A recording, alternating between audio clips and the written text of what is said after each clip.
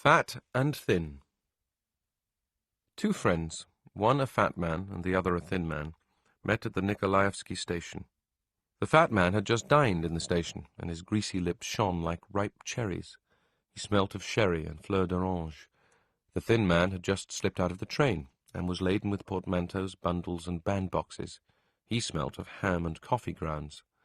A thin woman with a long chin, his wife, and a tall schoolboy with one eye screwed up came into view behind his back. "Puffery!" cried the fat man on seeing the thin man. "Is it you? My dear fellow, how many summers, how many winters!" "Holy saints!" cried the thin man in amazement. "Misha, the friend of my childhood, where have you dropped from?" The friends kissed each other 3 times and gazed at each other with eyes full of tears. Both were agreeably astounded. "My dear boy," began the thin man after the kissing, "this is unexpected. This is a surprise. Come, have a good look at me. Just as handsome as I used to be, just as great a darling and a dandy. Good gracious me. Well, and how are you? Made your fortune? Married? I'm married, as you see. This is my wife, Louise. Her maiden name was Vansenbach, of the Lutheran persuasion. And this is my son, Nathanael, a schoolboy in the 3rd class. This is the friend of my childhood, Nathania. We were boys at school together." Nathanael thought a little and took off his cap. "We were boys at school together," the thin man went on. "Do you remember how they used to tease you? You were nicknamed Herostratus because you burned a hole in a schoolbook with a cigarette. And I was nicknamed Ephialtes because I was fond of telling tales. We were children. Don't be shy, Nathania. Go nearer to him. And this is my wife. Her maiden name was Vansenbach, of the Lutheran persuasion." Nathanael thought a little and took refuge behind his father's back. "Well, how are you doing, my friend?" the fat man asked, looking enthusiastically at his friend. "Are you in the service? What grade have you reached?" "I am, dear boy. I've been a collegiate assessor for the last 2 years, and I have the Stanislav. The salary's poor, but that's no great matter. The wife gives music lessons, and I go in for carving wooden cigarette cases in a private way. Capital cigarette cases. I sell them for ₹1 each. If anyone takes 10 or more, I make a reduction, of course. We get along somehow. I served as a clerk, you know, and now I've been transferred here as a head clerk in the same department. I'm going to serve here. And what about you? I bet you're a civil councillor by now, eh?" "No, dear boy, go higher than that," said the fat man. "I have risen to privy councillor already. I have 2 stars. The thin man turned pale and rigid all at once. But soon his face twisted in all directions in the broadest smile. It seemed as though sparks were flashing from his face and eyes. He squirmed. He doubled together, crumpled up. His portmanteaus, bundles, and cardboard boxes seemed to shrink and crumple up too. His wife's long chin grew longer still. Nathanael drew himself up to attention and fastened all the buttons of his uniform. "Your Excellency, I... delighted. The friend, one may say, of childhood, and to have turned into such a great man." Come, the fat man frowned. "What's this tone for? You and I were friends as boys. There was no need of this official obsequiousness." "Merciful heavens, Your Excellency, what are you saying?" sniggered the thin man, wriggling more than ever. "Your Excellency's gracious attention is like refreshing manna. This, Your Excellency, is my son Nathanael, my wife Louise, a Lutheran in a certain sense." The fat man was about to make some protest, but the face of the thin man wore an expression of such reverence, sugariness, and mawkish respectfulness that the privy councillor was sickened. He turned away from the thin man, giving him his hand at parting. The thin man pressed 3 fingers, bowed his whole body, and sniggered like a Chinaman. His wife smiled. Nathanael scraped with his foot and dropped his cap. All 3 were agreeably overwhelmed.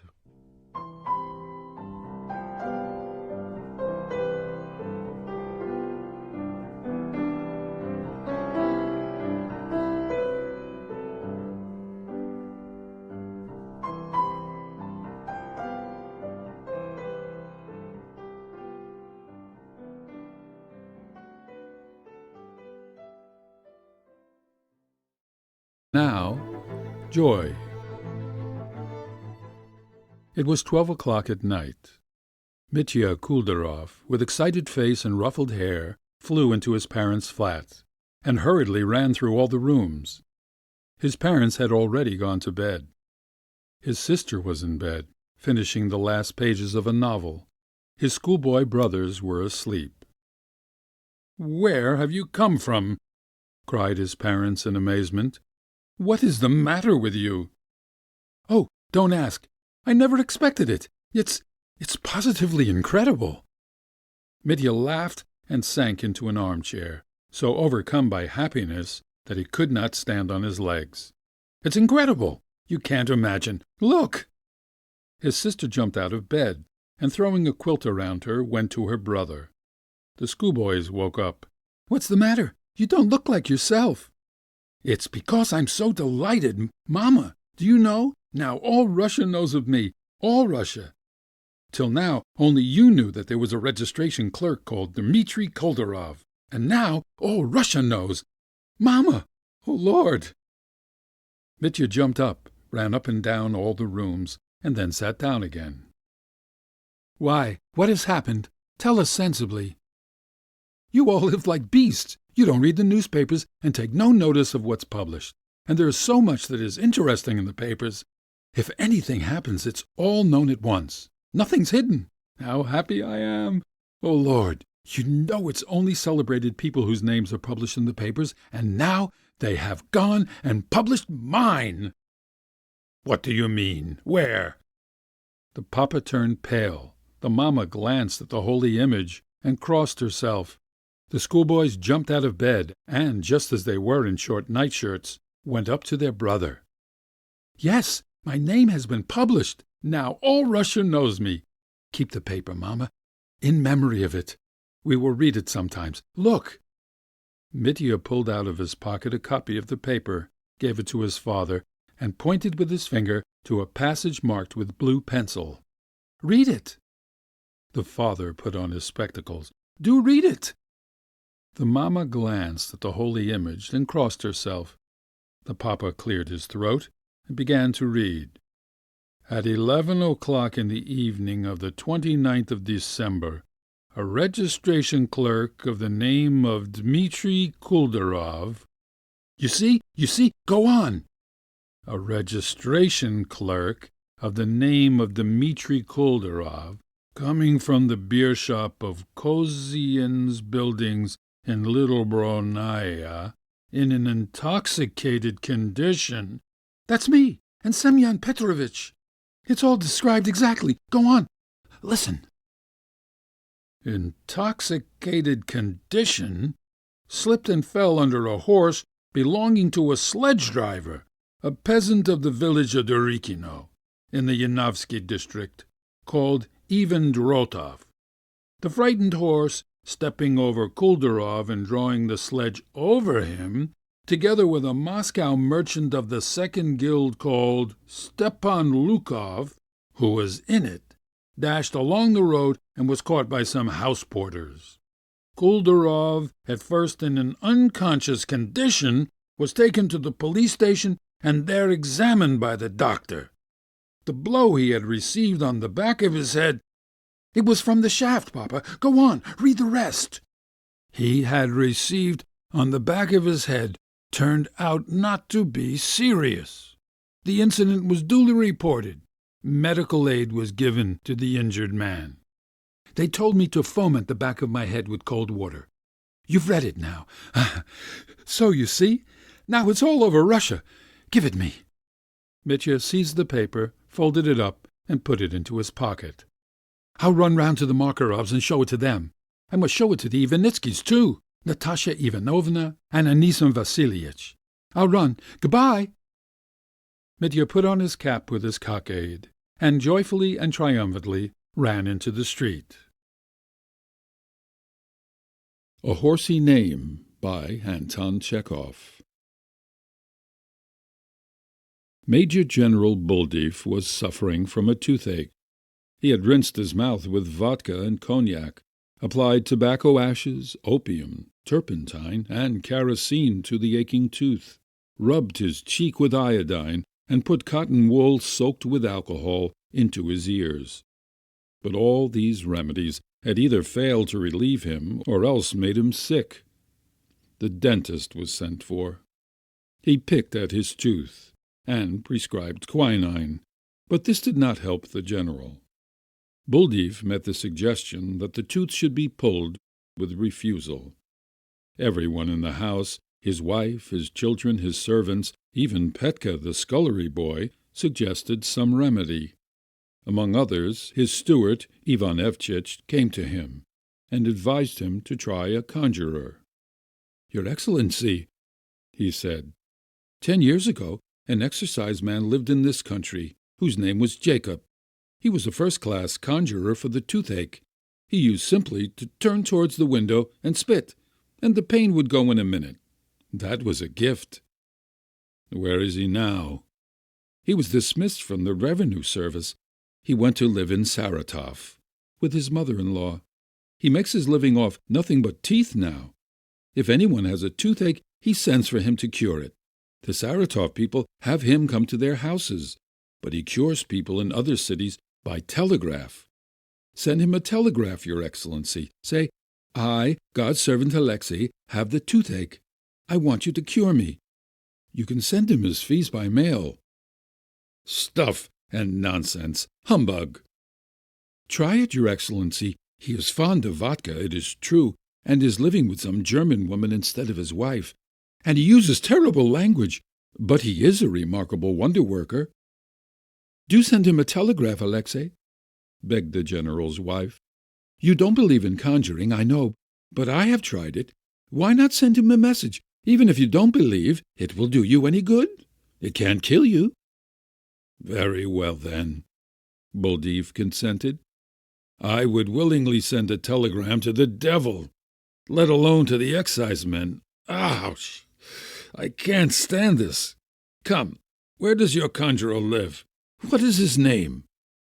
The general sat down at his desk and took up a pen.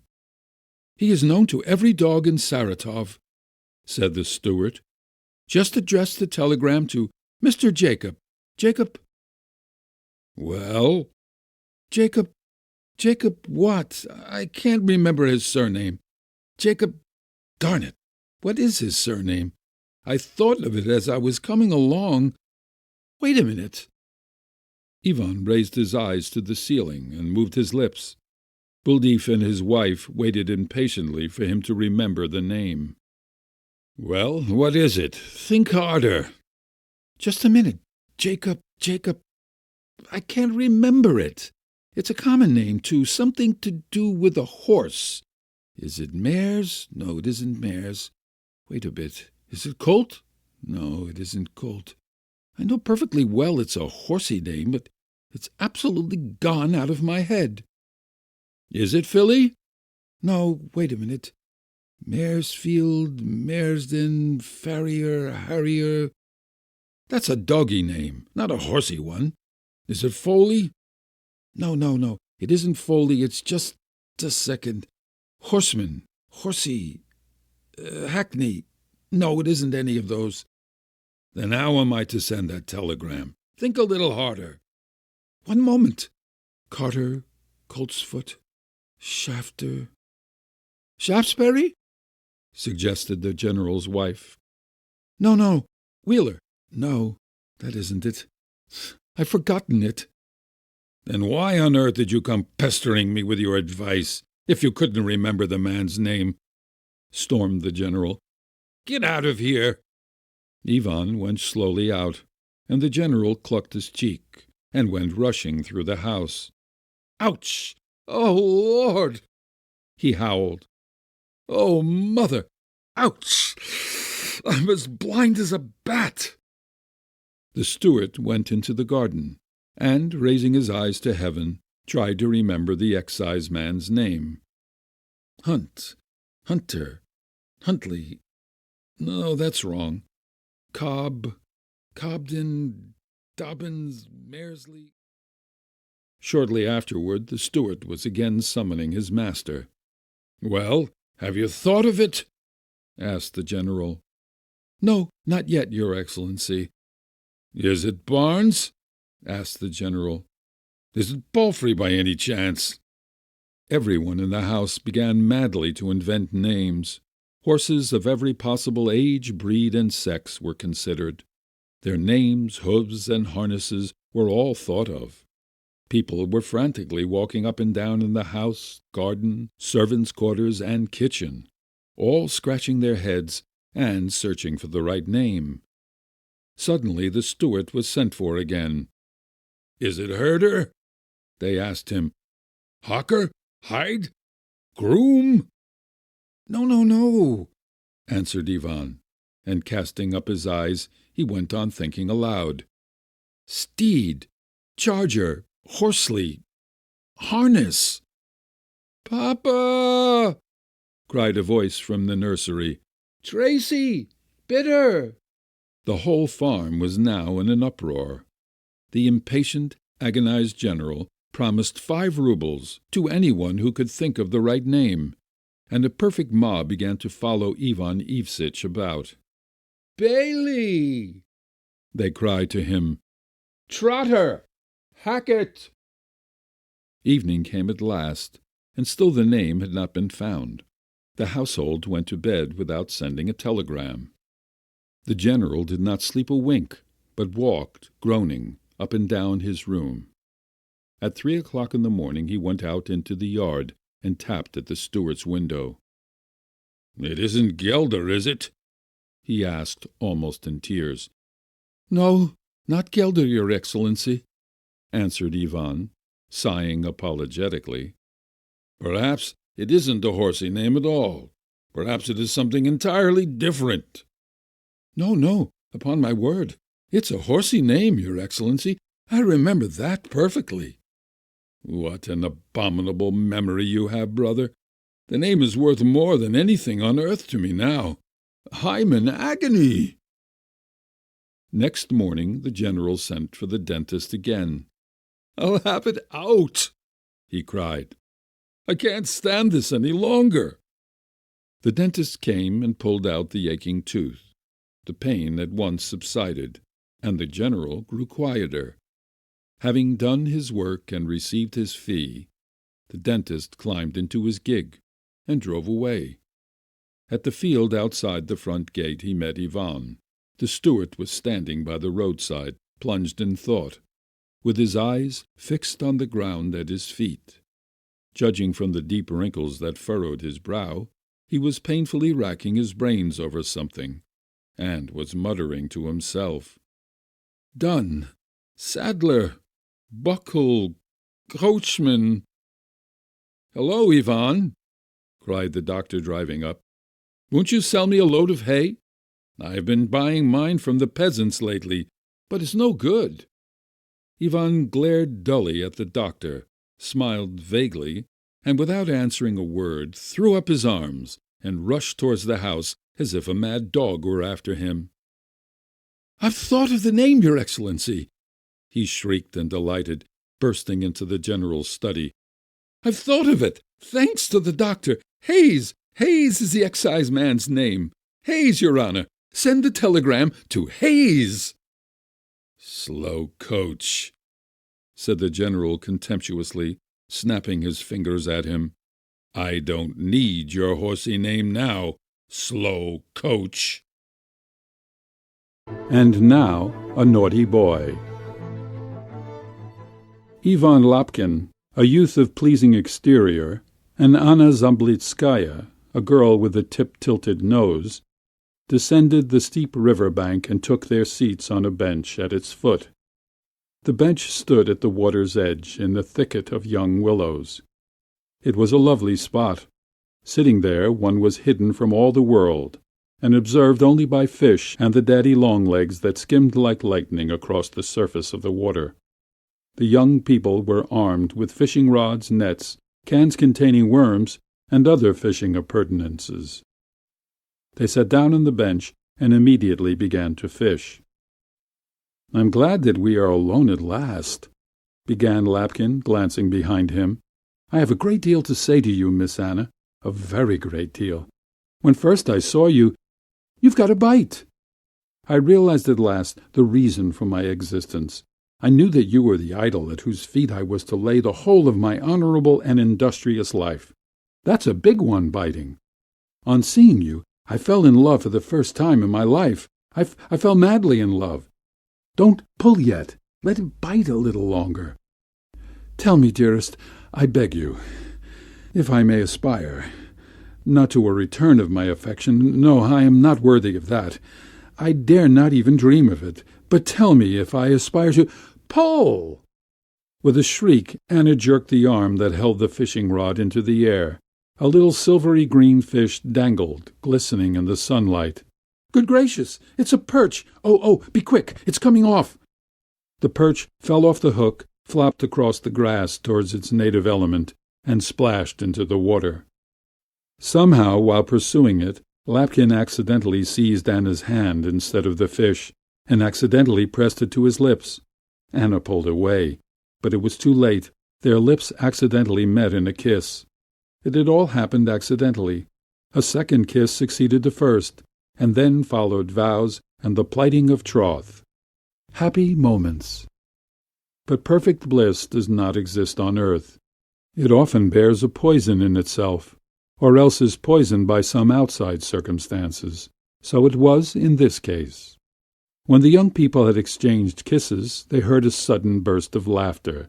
They looked at the river in stupefaction. Before them, up to his waist in water, stood a naked boy. It was Kolya, Anna's schoolboy brother. He stood there smiling maliciously with his eyes fixed on the young people. Ah, you're kissing one another, are you? All right, I'll tell Mama.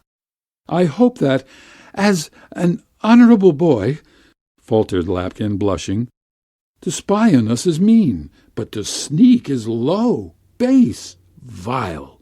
I'm sure that, as a good and honorable boy, you— Give me a rouble and I won't say anything, answered the honorable boy. If you don't, I'll tell on you. Lapkin took a rouble from his pocket and gave it to Kolya. The boy seized it in his wet hand, whistled, and swam away. The young couple exchanged no more kisses on that occasion. The next day Lapkin bought Kolya a box of paints from town and a ball. His sister gave him all her old pill-boxes. They next had to present him with a set of studs, with little dogs' heads on them. The bad boy obviously relished the game, and began spying on them so as to get more presents. Wherever Lapkin and Anna went, there he went too. He never left them to themselves for a moment. The little wretch, muttered Lapkin, grinding his teeth. So young and yet so great a rascal. What will become of us? All through the month of June Kolya tormented the unhappy lovers. He threatened them with betrayal. He spied on them, and then demanded presents. He could not get enough, and at last began talking of a watch. The watch was given him. Once during dinner, while the waffles were on the table, he burst out laughing, winked, and said to Lapkin, "Shall I tell them, eh?" Lapkin blushed furiously and put his napkin into his mouth instead of a waffle. Anna jumped up from the table and ran into another room. The young people remained in this situation until the end of August, when the day at last came on which Lapkin proposed for Anna's hand. Oh, what a joyful day it was! No sooner had he spoken with his sweetheart's parents and obtained their consent to his suit, than Lapkin rushed into the garden in search of Kolya. He nearly wept with exultation on finding him, and caught the wicked boy by the ear. Anna came running too, looking for Kolya, and seized him by the other ear. The pleasure depicted on the faces of the lovers when Kolya wept and begged for mercy was well worth seeing. Dear God, sweet angels, I won't do it again. Ouch, ouch! Forgive me, Kolya implored them. They confessed afterwards that during their courtship they had never once experienced such bliss, such thrilling rapture as they did during those few moments when they were pulling the ears of that wicked boy. And now, a gentleman friend.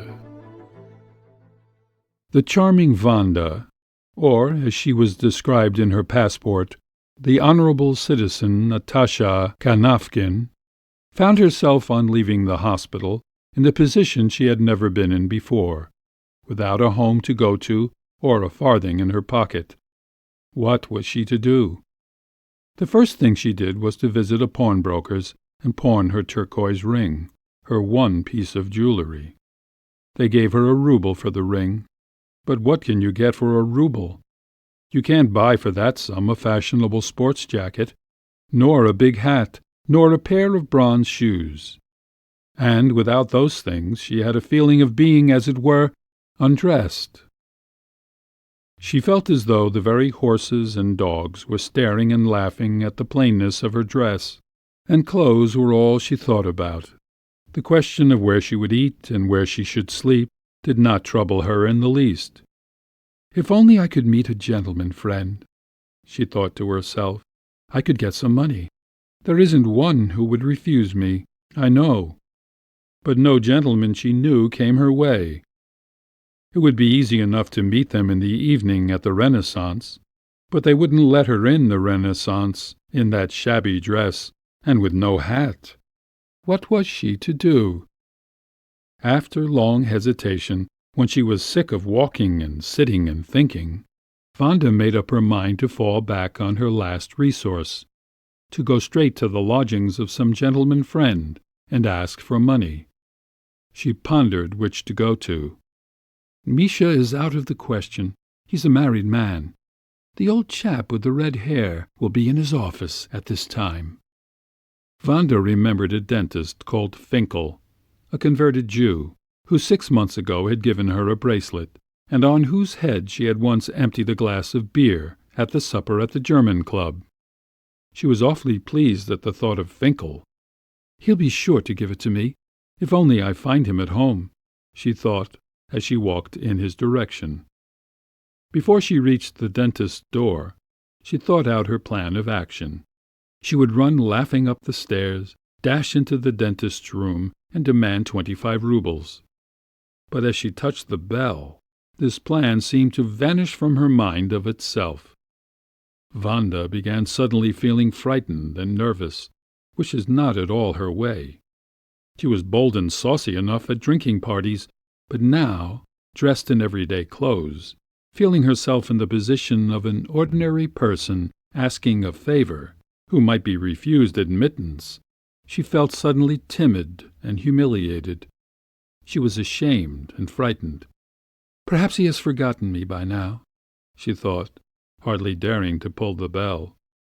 And how can I go up to him in such a dress, looking like a beggar or some working woman? And she rang the bell irresolutely. She heard steps coming. It was the porter. "Is the doctor at home?" she asked. She would have been glad now if the porter had said no, but the latter, instead of answering, ushered her into the hall and helped her off with her coat. The staircase impressed her as luxurious and magnificent, but of all its splendors, what caught her eye the most was an immense looking-glass, in which she saw a ragged figure without a fashionable jacket, without a big hat, and without bronze shoes. And it seemed strange to Vanda that, now that she was humbly dressed and looked like a laundress or sewing girl, she felt ashamed, and no trace of her usual boldness and sauciness remained. And in her own mind she no longer thought of herself as Vanda, but as the Natasha Kanavkin she used to be in the old days. "Walk in, please," said a maidservant, showing her into the consulting room. "The doctor will be here in a minute. Sit down." Vanda sank into a soft armchair. "I'll ask him to lend it to me," she thought. "That will be quite proper, for after all I do know him. If only that servant would go. I don't like to ask before her. What does she want standing there for?" 5 minutes later the door opened and Finkel came in. He was a tall, dark Jew, with fat cheeks and bulging eyes. His cheeks, his eyes, his chest, his body, and all of him was so well fed, so loathsome and repellent. At the Renaissance and the German Club he had always been rather tipsy, and would spend his money freely on women, and be very long-suffering and patient with their pranks. When Wanda, for instance, poured the beer over his head, he simply smiled and shook his finger at her. Now he had a cross, sleepy expression, and looked solemn and frigid like a police captain, and he kept chewing something. "What can I do for you?" he asked, without looking at Wanda. Wanda looked at the serious countenance of the maid, and the smug figure of Finkel, who apparently did not recognize her, and she turned red. "What can I do for you?" repeated the dentist a little irritably. "I've got a toothache," murmured Wanda. "Ah! Which is the tooth? Where?" Wanda remembered she had a hole in one of her teeth. "At the bottom on the right," she said. Open your mouth." Finkel frowned, and holding his breath, began examining the tooth.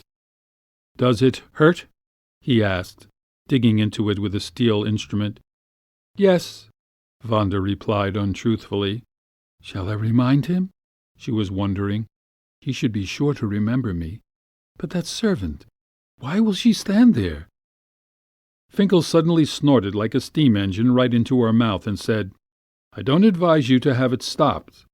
That tooth will never be worth keeping anyhow." After probing the tooth a little more and soiling Wanda's lips and gums with his tobacco-stained fingers, he held his breath again and put something cold into her mouth. Wanda suddenly felt a sharp pain, cried out, and clutched at Finkel's hand. "Oh, it's all right, it's all right," he muttered. "Don't you be frightened. That tooth would have been no use to you anyway. You must be brave." And his tobacco-stained fingers, smeared with blood, held up the tooth to her eyes, while the maid approached and put a basin to her mouth. "You wash out your mouth with cold water when you get home, and that will stop the bleeding," said Finkel. He stood before her with the air of a man expecting her to go, waiting to be left in peace. "Good day," she said, turning towards the door. How about my fee?" inquired Finkel in a jesting tone. "Oh, yes," Wanda remembered, blushing, and she handed the Jew the rouble that had been given her for her ring. When she got out into the street, she felt more overwhelmed with shame than before, but now it was not her poverty she was ashamed of. She was unconscious now of not having a big hat and a fashionable jacket.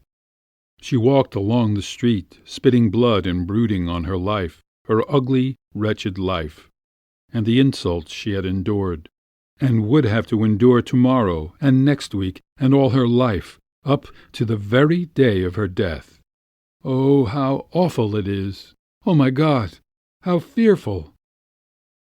Next day, however, she was back at the Renaissance and dancing there.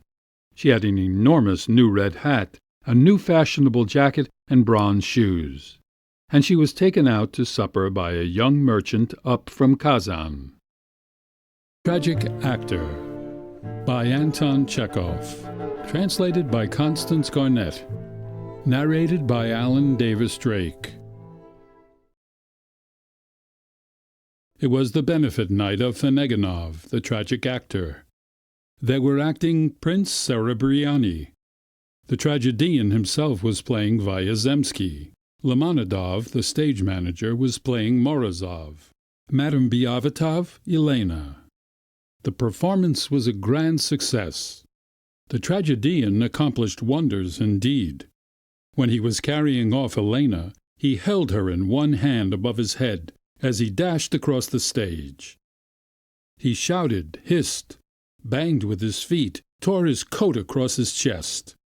When he refused to fight Morozov, he trembled all over, as nobody ever trembles in reality, and gasped loudly. The theater shook with applause. There were endless calls. Feneganov was presented with a silver cigarette case and a bouquet tied with long ribbons.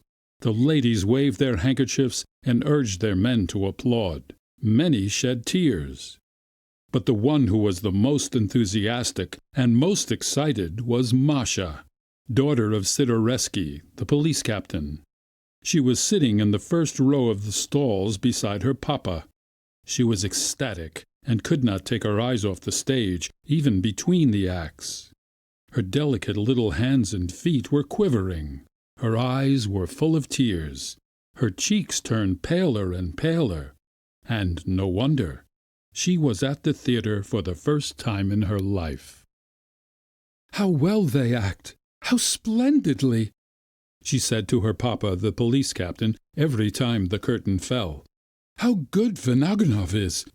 And if her papa had been capable of reading faces, he would have read on his daughter's pale little countenance a rapture that was almost anguish. She was overcome by the acting, by the play, by the surroundings. When the regimental band began playing between the acts, she closed her eyes, exhausted. "Papa," she said to the police captain during the last interval, "go behind the scenes and ask them all to dinner tomorrow." The police captain went behind the scenes, praised them all for their fine acting, and complimented Madame Biabitov. "Your lovely face demands a canvas, and I only wish I could wield the brush." And with a scrape, he thereupon invited the company to dinner. "All except the fair sex," he whispered. "I don't want the actresses, for I have a daughter." The next day the actors dined at the police captain's. Only 3 turned up: the manager Limonadov, the tragedian Vernaganov, and the comic man Vodolazov. The others sent excuses. The dinner was a dull affair. Limonadov kept telling the police captain how very much he respected him, and how highly he thought of all persons in authority. Vodolazov mimicked drunken merchants and Armenians. And Vernaganov, on his passport his name was Nish, a tall, stout little Russian with black eyes and frowning brow, declaimed, "All the portals of the great," and "To be or not to be." Limonadov, with tears in his eyes, described his interview with the former governor, General Kanyuchkin. The police captain listened, was bored, and smiled affably. He was well satisfied, although Limonadov smelt strongly of burnt feathers, and Vernaganov was wearing a hired dress coat and boots trotted down at the heel. They pleased his daughter and made her lively, and that was enough for him. And Masha never took her eyes off the actors. She had never before seen such clever, exceptional people. In the evening the police captain and Masha were there at the theatre again. A week later the actors dined at the police captain's again, and after that came almost every day, either to dinner or supper. Masha became more and more devoted to the theatre and went there every evening. She fell in love with the tragedian. One fine morning, when the police captain had gone to meet the bishop, Masha ran away with Limonadov's company and married her hero on the way. After celebrating the wedding, the actors composed a long and touching letter and sent it to the police captain. It was the work of their combined efforts. "Bring out the motive, Limonadov kept saying as he dictated to the comic man. "Lay on the respect. The official chaps like that. Add something of a sort to draw a tear." The answer to this letter was most discomforting. The police captain disowned his daughter for marrying, as he said, a stupid idle little Russian with no fixed income or occupation. And the day after this answer was received, Masha was writing to her father. "Papa, he beats me. Forgive me." He had beaten her from behind the scenes, in the presence of Limonadov, the washerwoman, and 2 lighting men. He remembered how, 4 days after the wedding, he was sitting in the London tavern with the whole company, and all were talking about Masha. the company were advising him to chance it, and Lamonidov, with tears in his eyes, urged, "It would be stupid and irrational to let slip such an opportunity. Why, for a sum like that, one would go to Siberia, let alone get married. When you marry and have a theatre of your own, take me into your company. I shan't be master then. You'll be master." Finaganov remembered it, and muttered with clenching fists, "If he doesn't send money, I'll smash her. I won't let myself be made a fool of. Damn my soul!" At one provincial town the company tried to give Masha the slip. But Masha found out, ran to the station, and got there when the second bell had rung, and the actors had all taken their seats. "I've been shamefully treated by your father," said the tragedian. "All is over between us." And though the carriage was full of people, she went down on her knees and held out her hands, imploring him. "I love you. Don't drive me away, Kondraty Ivanovitch." She besought him. "I can't live without you." They listened to her entreaties, and after consulting together, took her into the company as a countess, the name they used for the minor actresses, who usually came onto the stage in crowds or in dumb parts. To begin with, Masha used to play maidservants and pages, but when Madame Biabatov, the flower of Lamonidov's company, eloped, they made her ingenue. She acted badly, lisped, and was nervous. She soon grew used to it, however, and began to be liked by the audience. Finaganov was much displeased. "To call her an actress," he used to say. "She has no figure, no deportment, nothing whatever but silliness." In one provincial town the company acted Schiller's Robbers. Finaganov played Franz, Masha Amalie.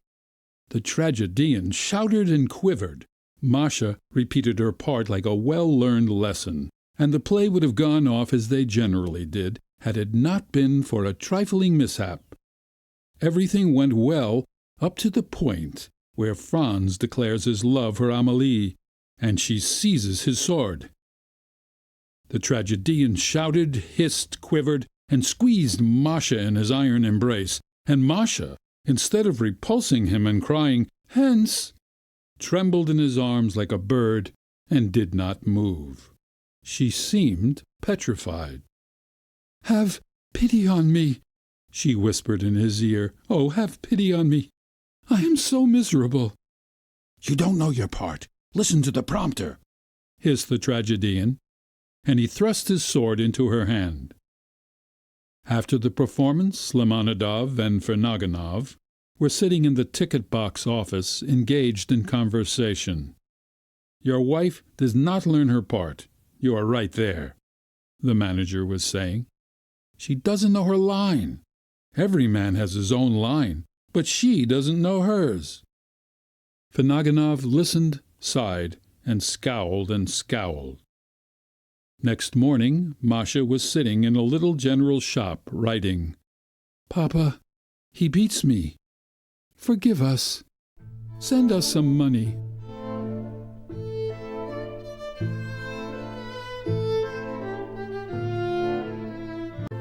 And now, the slanderer.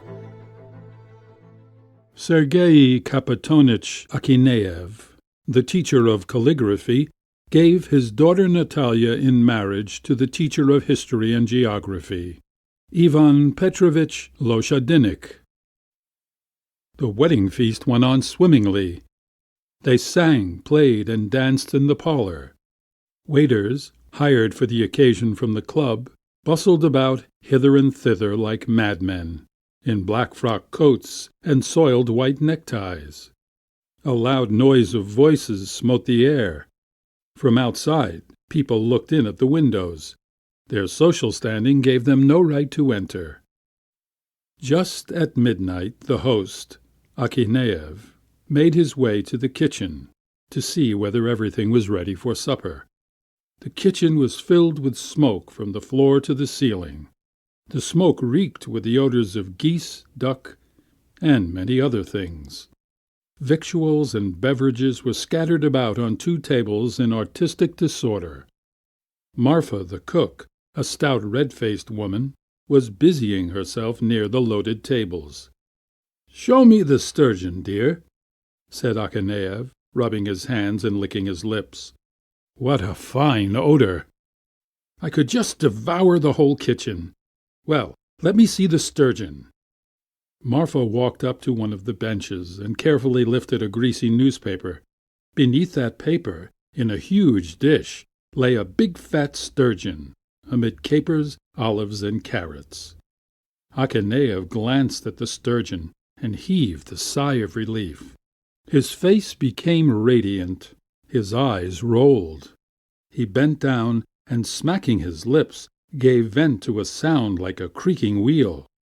He stood a while and then snapped his fingers for pleasure and smacked his lips once more. "Bah! The sound of a hearty kiss! Who have you been kissing there, Marfusha?" Someone's voice was heard from the adjoining room, and soon the closely cropped head of Vankin, the assistant school instructor, appeared at the doorway. "Whom have you been kissing here?" "Ah, very good. Sergei Kapitonitch. A fine old man indeed. With the female sex, tête-à-tête." "I wasn't kissing at all," said Akaneev, confused. "Who told you, you fool? I only smacked my lips on account of, in consideration of my pleasure at the sight of the fish." "Tell that to someone else, not me," said Vankin, whose face expanded into a broad smile as he disappeared behind the door. Akaneev blushed. "The devil knows what may be the outcome of this," he thought. "He'll go about tale-bearing now, the rascal. He'll disgrace me before the whole town, the brute." Akaneev entered the parlor timidly, and cast furtive glances to see what Vankin was doing.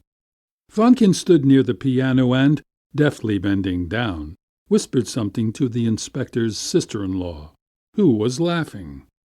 "That's about me," thought Akaneev. "About me, the devil take him! She believes him. She's laughing. My God!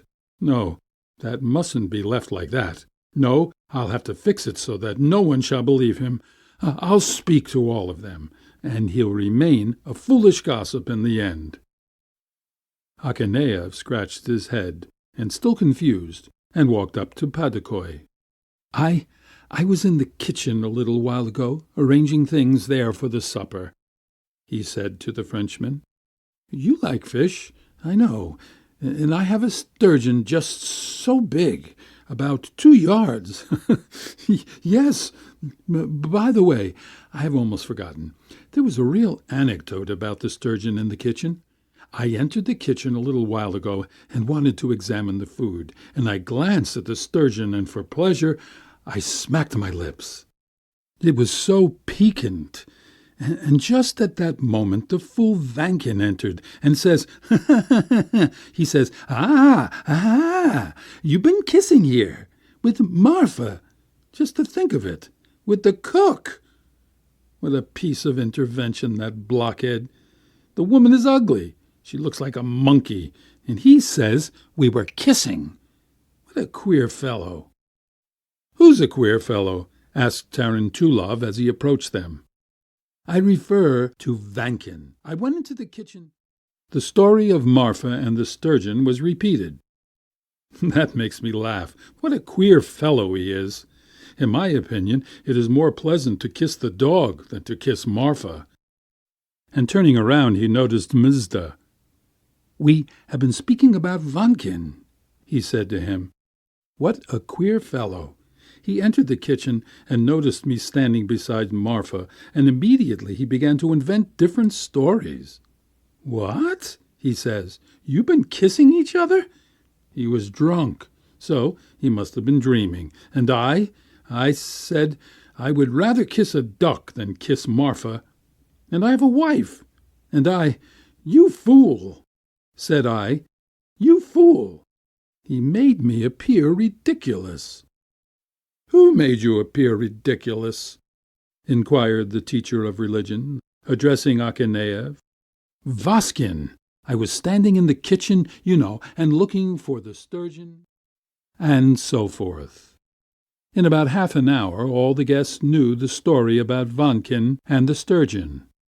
"Now let him tell," thought Akaneev, rubbing his hand. "He'll start to tell them, and they'll cut him short. Don't answer nonsense, you fool. We all know about it." And Akaneev felt so much appeased that, for joy, he drank 4 glasses of brandy over and above his fill. Having escorted his daughter to her room, he went to his own, and soon slept the sleep of an innocent child. And on the following day he no longer remembered the story of the sturgeon. But alas, man proposes and God disposes. The evil tongue does its wicked work, and even Akaneev's cunning did not do him any good. 1 week later, on a Wednesday, after the 3rd lesson, when Akaneev stood in the teacher's room and discussed the vicious inclinations of the pupil Vizhikin, the director approached him and, beckoning to him, called him aside. "See here, Sergei Kapanovich," said the director. "Pardon me, it isn't my affair, yet I must make it clear to you nevertheless. It is my duty, you see. Rumors are on foot that you are on intimate terms with that woman, with your cook. It isn't my affair, but you may be on intimate terms with her, you may kiss her, you may do whatever you like, but please don't do it so openly. I beg of you, don't forget that you are a pedagogue." Akaneev stood as though frozen and petrified, like one stung by a swarm of bees, and scalded with boiling water. He went home. On his way it seemed to him as though the whole town stared at him as at one besmeared with tar. At home new troubles awaited him. "Why don't you eat anything?" asked his wife at their dinner. "What are you thinking about? Are you thinking about Cupid, eh? You're longing for Marfushka. I know everything already, you Mahomet. Kind people have opened my eyes, you barbarian." And she slapped him on the cheek. He rose from the table, and staggering, without cap or coat, directed his footsteps towards Vankin. The latter was at home. "You rascal," he said to Vankin, "why have you covered me with mud before the whole world? Why have you slandered me?" "How? What slander? What are you inventing?" "And who told everybody that I was kissing Marfa? Not you, perhaps. Not you, you murderer." Vankin began to blink his eyes, and all the fibers of his face began to quiver. He lifted his eyes towards the image and ejaculated, "May God punish me! May I lose my eyesight and die if I said a single word about you to anyone! May I have neither house nor home!" Vankin's sincerity admitted of no doubt. It was evident that it was not he who had gossiped. But who was it? Who? Akaneev asked himself. Going over in his mind all his acquaintances and striking his chest, who was it? The Tutor by Anton Chekhov. Translation by Marian Fell. The high school boy Grigory Ziberov condescendingly shakes hands with little Pete Udadov. Pete, a chubby youngster of 12 with bristling hair, red cheeks, and a low forehead, dressed in a little gray suit, bows and scrapes, and reaches into the cupboard for his books. The lesson begins. According to an agreement made with Udadov, the father, Ziberov is to help Pete with his lessons for 2 hours each day, in return for which he is to receive 6 rubles a month. He is preparing the boy for the 2nd grade of the high school. He prepared him for the 1st grade last year, but little Pete failed to pass his examinations. "Very well," begins Ziberov, lighting a cigarette. "You had the fourth declension to study. Declined fructus." Peter begins to decline it. "There, you haven't studied again," cries Ziberov, rising. "This is the 6th time I have given you the fourth declension to learn, and you can't get it through your head. For heaven's sake, when will you ever begin to study your lessons?" "What?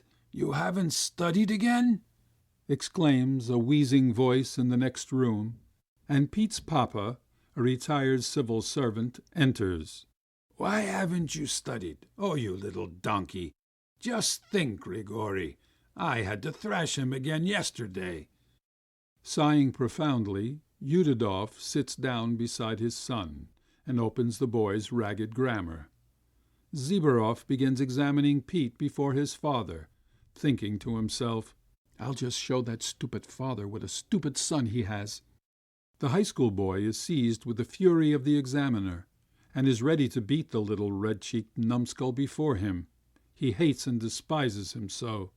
He is even annoyed when the youngster hits on the right answer to one of his questions. How odious this little Pete seemed to him. "You don't even know the second declension. You don't even know the first. This is the way you learn your lessons? Come, tell me, what is the vocative of meus filius?" "The vocative of meus filius?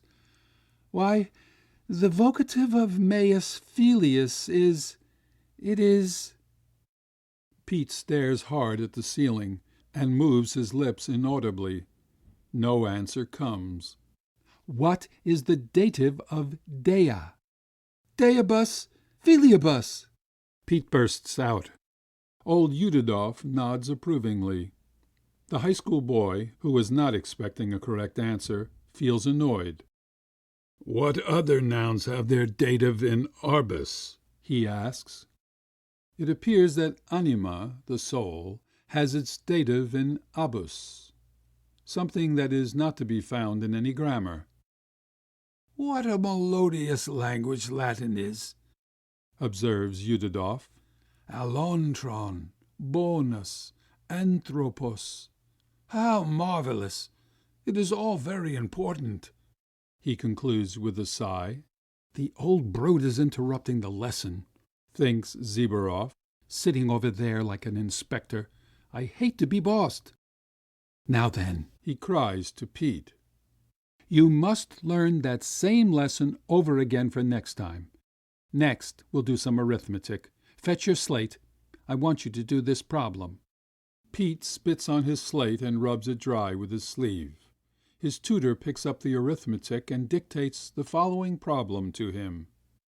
"If a merchant buys 138 yards of cloth, some of which is black and some blue, for 540 roubles, how many yards of each did he buy if the blue cloth cost 5 roubles a yard and the black cloth 3? Repeat what I have just said." Peter repeats the problem and instantly and silently begins to divide 540 by 138. "What are you doing? Wait a moment. No, go ahead. Is there a remainder?" "There ought not to be. Here, let me do it." Ziberov divides 540 by 138 and finds that it goes 3 times and something over. He quickly rubs out the sum. "How queer," he thinks, ruffling his hair and flushing. "How should it be done? This is an indeterminate equation, and not a sum in arithmetic at all." The tutor looks in the back of the book and finds that the answer is 75 and 63. That's queer. Ought I to add 5 and 3 and divide 540 by 8? Is that right? No, that's not it. "Come, do the sum," he says to Pete. "What's the matter with you? That's an easy problem," cries Udidov to Peter. "What a goose you are, sonny. Do it for him, Mr. Ziberov." Grigory takes the pencil and begins figuring. He hiccoughs and flushes and pales. "The fact is, this is an algebraic problem," he says. "He ought to have solved it with z and y. But it can be done this way too. Very well. I divide this by this. Do you understand? Now then, I subtracted it from this, see? Or, no, let me tell you. Suppose you do this sum yourself for tomorrow. Think it out alone. Pete smiles maliciously. Udidov smiles too. Both realize the tutor's perplexity. The high school boy becomes still more violently embarrassed, arises, and begins to walk up and down.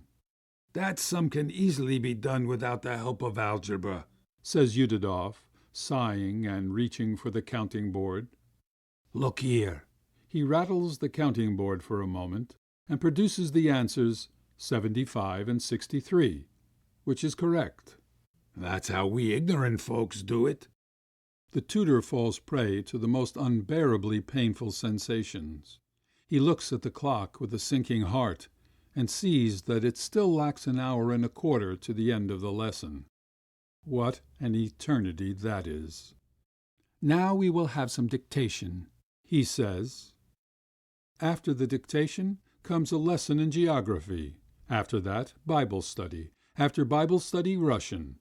There is so much to learn in this world.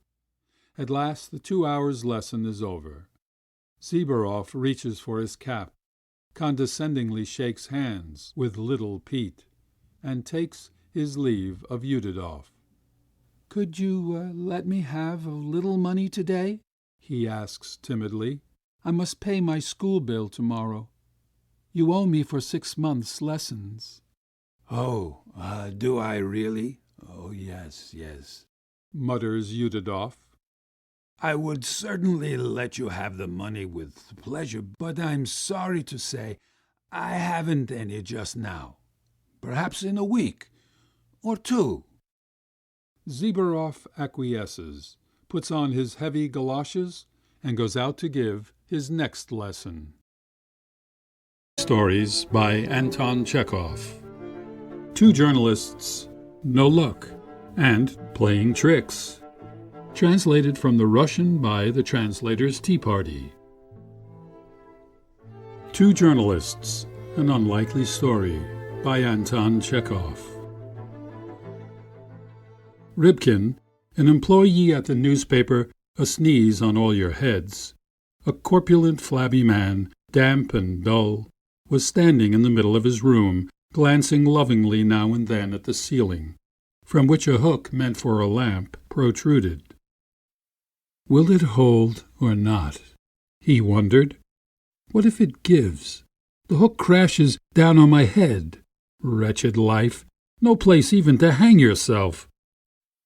I don't know how the madman's deliberations would have ended if the door hadn't burst open, admitting Rybkin's friend Shlyapkin, an employee of the newspaper Judas the Traitor. Lively, ruddy-faced, jolly. "Greetings, Vasya," he began, taking a seat. "I've come for you. Let's go. In Vyborg district there was an attempted murder worth 30 lines. Some scoundrel slashed around and didn't finish the job. Could have slashed us at least 100 lines, the swine. Oftentimes, brother, I think, and even want to write about it, if only humankind were more humane and knew how badly we need to stuff our bellies, people would hang themselves, bury themselves, and sue each other 100 times more often. Bah! What's going on here?" he said, spreading his arms wide, spying the rope. "You're not thinking of hanging yourself?" "Yes, brother," Rybkin sighed. "I've had enough. It's too much. Farewell. I'm sick of life. The time has come." "What kind of idiocy is that? What has life done to you?" "Well, it's pretty much done all it can. There's nothing to write about. Any thought makes me want to hang myself. All around, people just eating each other up, robbing, double-crossing, spitting in each other's faces. But there's nothing to write about. Life's boiling, cracking, steaming full speed ahead, and there's still nothing to write about. It's some kind of a cursed dualism." "What do you mean there's nothing to write about? If you had 10 hands, there'd be enough work for all of them. No, there's nothing to write about. My life's over. What do you suggest I write about? They've already written about cashiers, pharmacists, the Eastern question. They wrote about it so much that everyone was completely confused. You couldn't understand a damn thing. They've written about agnosticism, about mothers-in-law, anniversaries, fires, women's hats, moral degradation, about Zucchi. They picked over the whole universe, and nothing was left. And now you bring up murder? A person was stabbed. What kind of news is that? I know of one murder where a person was hanged, stabbed, doused in kerosene, and burned all at one go. And still, I keep my mouth shut. It's all the same to me. It's all happened before. There's nothing new. Let's say someone stole 200,000 grand or set Nevsky on fire from both ends. I couldn't care less. It's all run-of-the-mill, and it's all been written about. Farewell. I don't understand. Shlyapkin bristled. So many issues, such a variety of events. You throw a rock at a dog, and you hit an issue or an event. Issues? Events? They're not worth a darn. For example, I'm getting ready to hang myself right now. For you, it's an issue, a story. But for me, it's a mere 5 lines in fine print. That's all. It's insignificant. People have kicked the bucket, they are kicking the bucket, and they'll keep on kicking the bucket. There's nothing new under the sun. All this variety, brother. This boiling, crackling, steaming full speed ahead. It's so monotonous. I'm sick of writing, and I feel sorry for the reader. Why should I fill his soul with melancholy? Ripkin sighed, shook his head, and smiled bitterly. But if something really extraordinary were to happen, something special, something earth-shattering, absolutely disgusting, something completely despicable, so that even the devil would be frightened out of his wits, that would revive me. If the earth passed through the tail of a comet, for instance, if Bismarck were to convert to Mohammedanism, if the Turks descended on Kaluga, or, if they made Novacek a secret assessor. In a word, something thrilling, something unheard of. Oh, how it would revive me. You like to see the big picture, Shlyapkin said. Try swimming in shallow waters for a change. Take a close look at a blade of grass, a grain of sand, or a crack in a rock. Everywhere there is life, drama, tragedy. In every chip of wood, in every pig there is drama. It's because of your disposition that you can even write about an empty eggshell. But I can't. So? Shlyapkin bristled. What's wrong with an empty eggshell? A potpourri of issues. First of all, when you see an empty eggshell, you're overcome with indignation, even anger. An egg is destined by nature for reproducing individual life. Life, you see. And this life, that in turn would have given life to a whole generation, and this generation to thousands of future generations, has suddenly been eaten, become the victim of gluttony, of a whim. This egg would have become a chicken that would have laid thousands of eggs during its lifetime.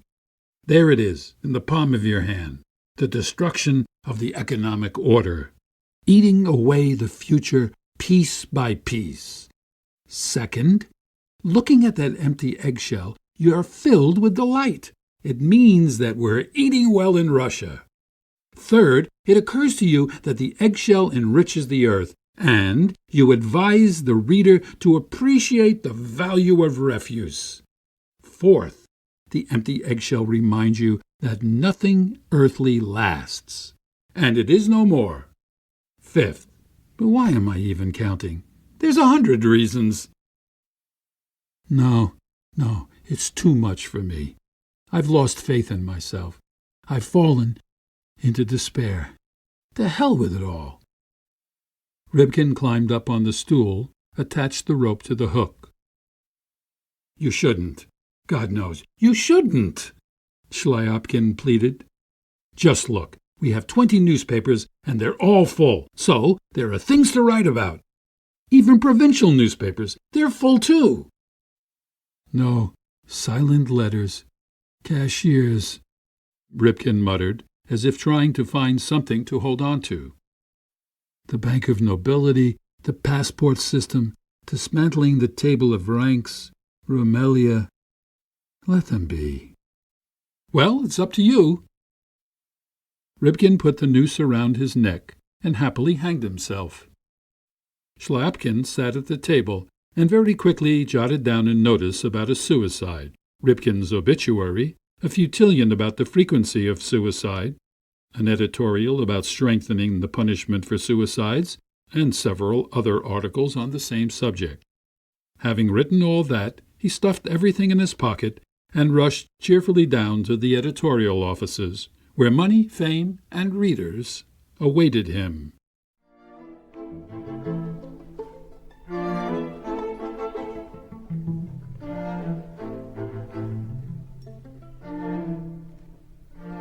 No Luck by Anton Chekhov. Translated from the Russian by the Translators' Tea Party. Ilya Sergeyev Peplov and his wife Cleopatra Petrovna stood by the door, listening greedily for every word. Behind the door, in a small parlor, a declaration of love was under way. Their Natashenka and the teacher from the local provincial school, Shupkin. "He's biting," Peplov whispered, trembling with anticipation and rubbing his hands together. "Wait, Petrovna. As soon as they start talking about their feelings, take the icon down from the wall and we'll go in to bless them. Hold it above their heads. A blessing with an icon is holy and irrevocable. There's no turning back at that point, even if he takes it before a judge." This was the conversation that took place behind the door. "Stop being so high and mighty," said Shupkin, lighting a match on his checked pants. "I never wrote you any letters." "Indeed, as though I didn't recognize your handwriting," tittered the maiden, gazing at herself in the mirror now and then. "I recognized it immediately. You strange creature, you. A teacher of penmanship, with a hand like chicken scratch. How can you teach others when you can't even write yourself?" It doesn't matter a fig. In penmanship, the most important thing is not the handwriting, but the discipline. One pupil you rap on the head with a ruler, another over the knuckles. What does handwriting have to do with it? It's meaningless. Nekrasov was a writer, but it's a shame to see how he wrote. There's a sample of it in his collected works. That's Nekrasov. But you... I would love to marry a writer. He would be forever writing poems in my honor. I can write poems for you if you wish. What can you write about? About love, about feelings, about your eyes. You'll go crazy if you read them. They'll bring tears to your eyes. If I write you poetry, will you allow me to kiss your hand? What an honor. Go ahead and kiss it. Shupkin jumped up, his eyes bulging, and pressed his lips to the plump little hand, smelling of lard soap. "Fetch the icon," Peplov hissed, nudging his wife with his elbow, pale with excitement as he buttoned his frock coat. "Here we go. Now!" And Peplov threw open the door without a moment's hesitation. "Children," he mumbled, raising his hands up and blinking back tears. "God bless you, my children. Live long. Go forth and multiply." "And I, too, give you my blessing," the mamma stammered. "Be happy, my dears. You are taking from me my only treasure," she said, turning to Shupkin. "Love my daughter well, and have pity on her." Shupkin's jaw dropped open in surprise and alarm. The parents' attack had been so sudden and bold that he couldn't utter a single word. They've caught me, hook, line, and sinker. They've tied me up, he thought with a sinking heart. They've nailed down the lid. I'm a goner. And he lowered his head meekly as if to say, Take me, I give up. Bless you, the father continued, and then began to weep. Natashenka, daughter of mine, stand next to me, Petrovna. Give me the icon. But just then the papa stopped crying, and his face became contorted with rage. Dimwit, he said to his wife angrily, where is your head? Do you call this an icon? Ach, saints above! What was this? The teacher of penmanship raised his eyes timidly, and saw that he was saved. In her haste, the mother had grabbed the portrait of Chekhov off the wall instead of the icon. The old man Peplov and his wife Cleopatra Petrovna stood in utter perplexity, the portrait in their hands, not knowing what to do or say. The teacher of penmanship seized the moment and took to his heels.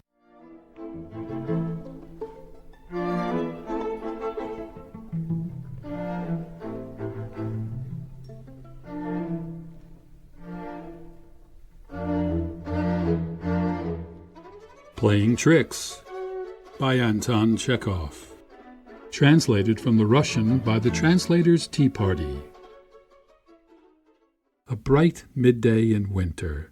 The frost had set in. It crunched underfoot. Nadenka is holding my hand. The curls on her temples and the fuzz on her upper lip are covered with silvery rime. We are standing on a high hill. The slope falls away from our feet to the flat ground beneath, which reflects the sun like a mirror. Nearby is a sledge wrapped in bright red wool. Let us slide down, Nadenka, I beg. Just once, I assure you, we'll land safe and sound. But Nadenka is afraid. The whole distance from her little galoshes to the bottom of the icy hill frightens her like an immense deep abyss. It takes her breath away, and she gasps when she looks down, even at the mention of sitting on the sledge. What will happen if she dares to fly down into the abyss? She will die. She will go mad. I beg you, I say, there's nothing to fear. It's faint-heartedness, lack of courage. Nadenka finally gives in, and I see from her face that she gives in while fearing for her life. I seat her pale, trembling on the sledge. My arm encircles her tightly, and together we descend into emptiness. The sledge flies like a bullet.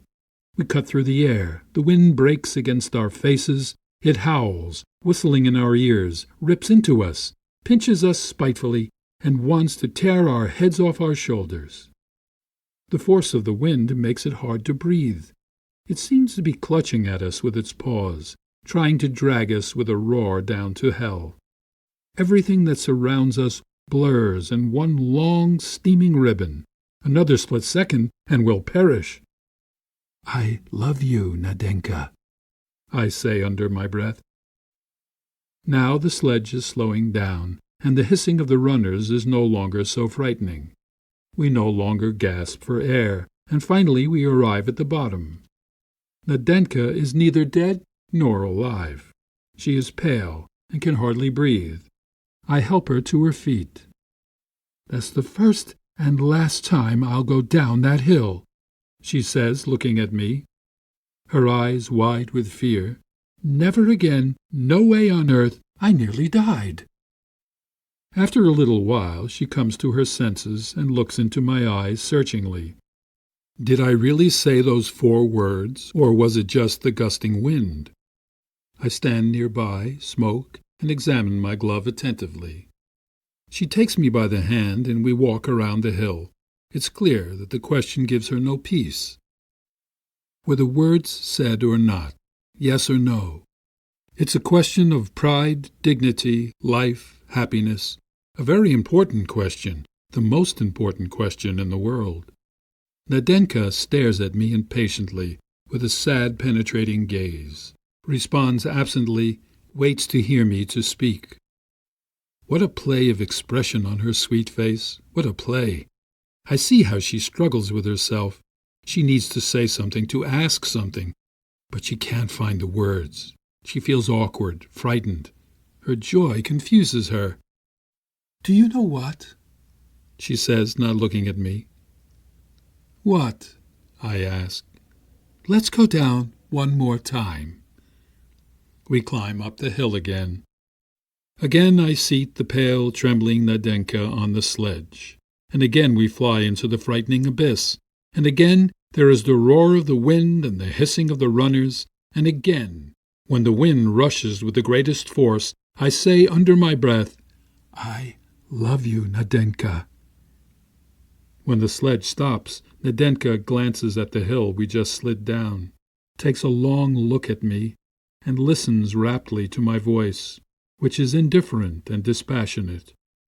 All of her, even her muff and hood, express inner perplexity. On her face is written, "What was it? Who spoke those words? Was it he? Did I just imagine it?" The uncertainty unsettles her, even maddens her. The poor girl makes no reply to my questions, frowns, is on the verge of tears. "Shall we go home?" "But I like sledding," she said, blushing. "What if we go down again?" She likes sledding, however, this time as before. She's pale as she gets onto the sledge, and she's short of breath from fear. She trembles. We go down a third time. I see her looking at my face, watching my lips, but I hide my mouth behind my handkerchief, cough, and when we reach the middle of the slope, I manage to utter, "I love you, Nadenka." But the question remains. Nadenka is silent. She's thinking about something. We leave together and I walk her home.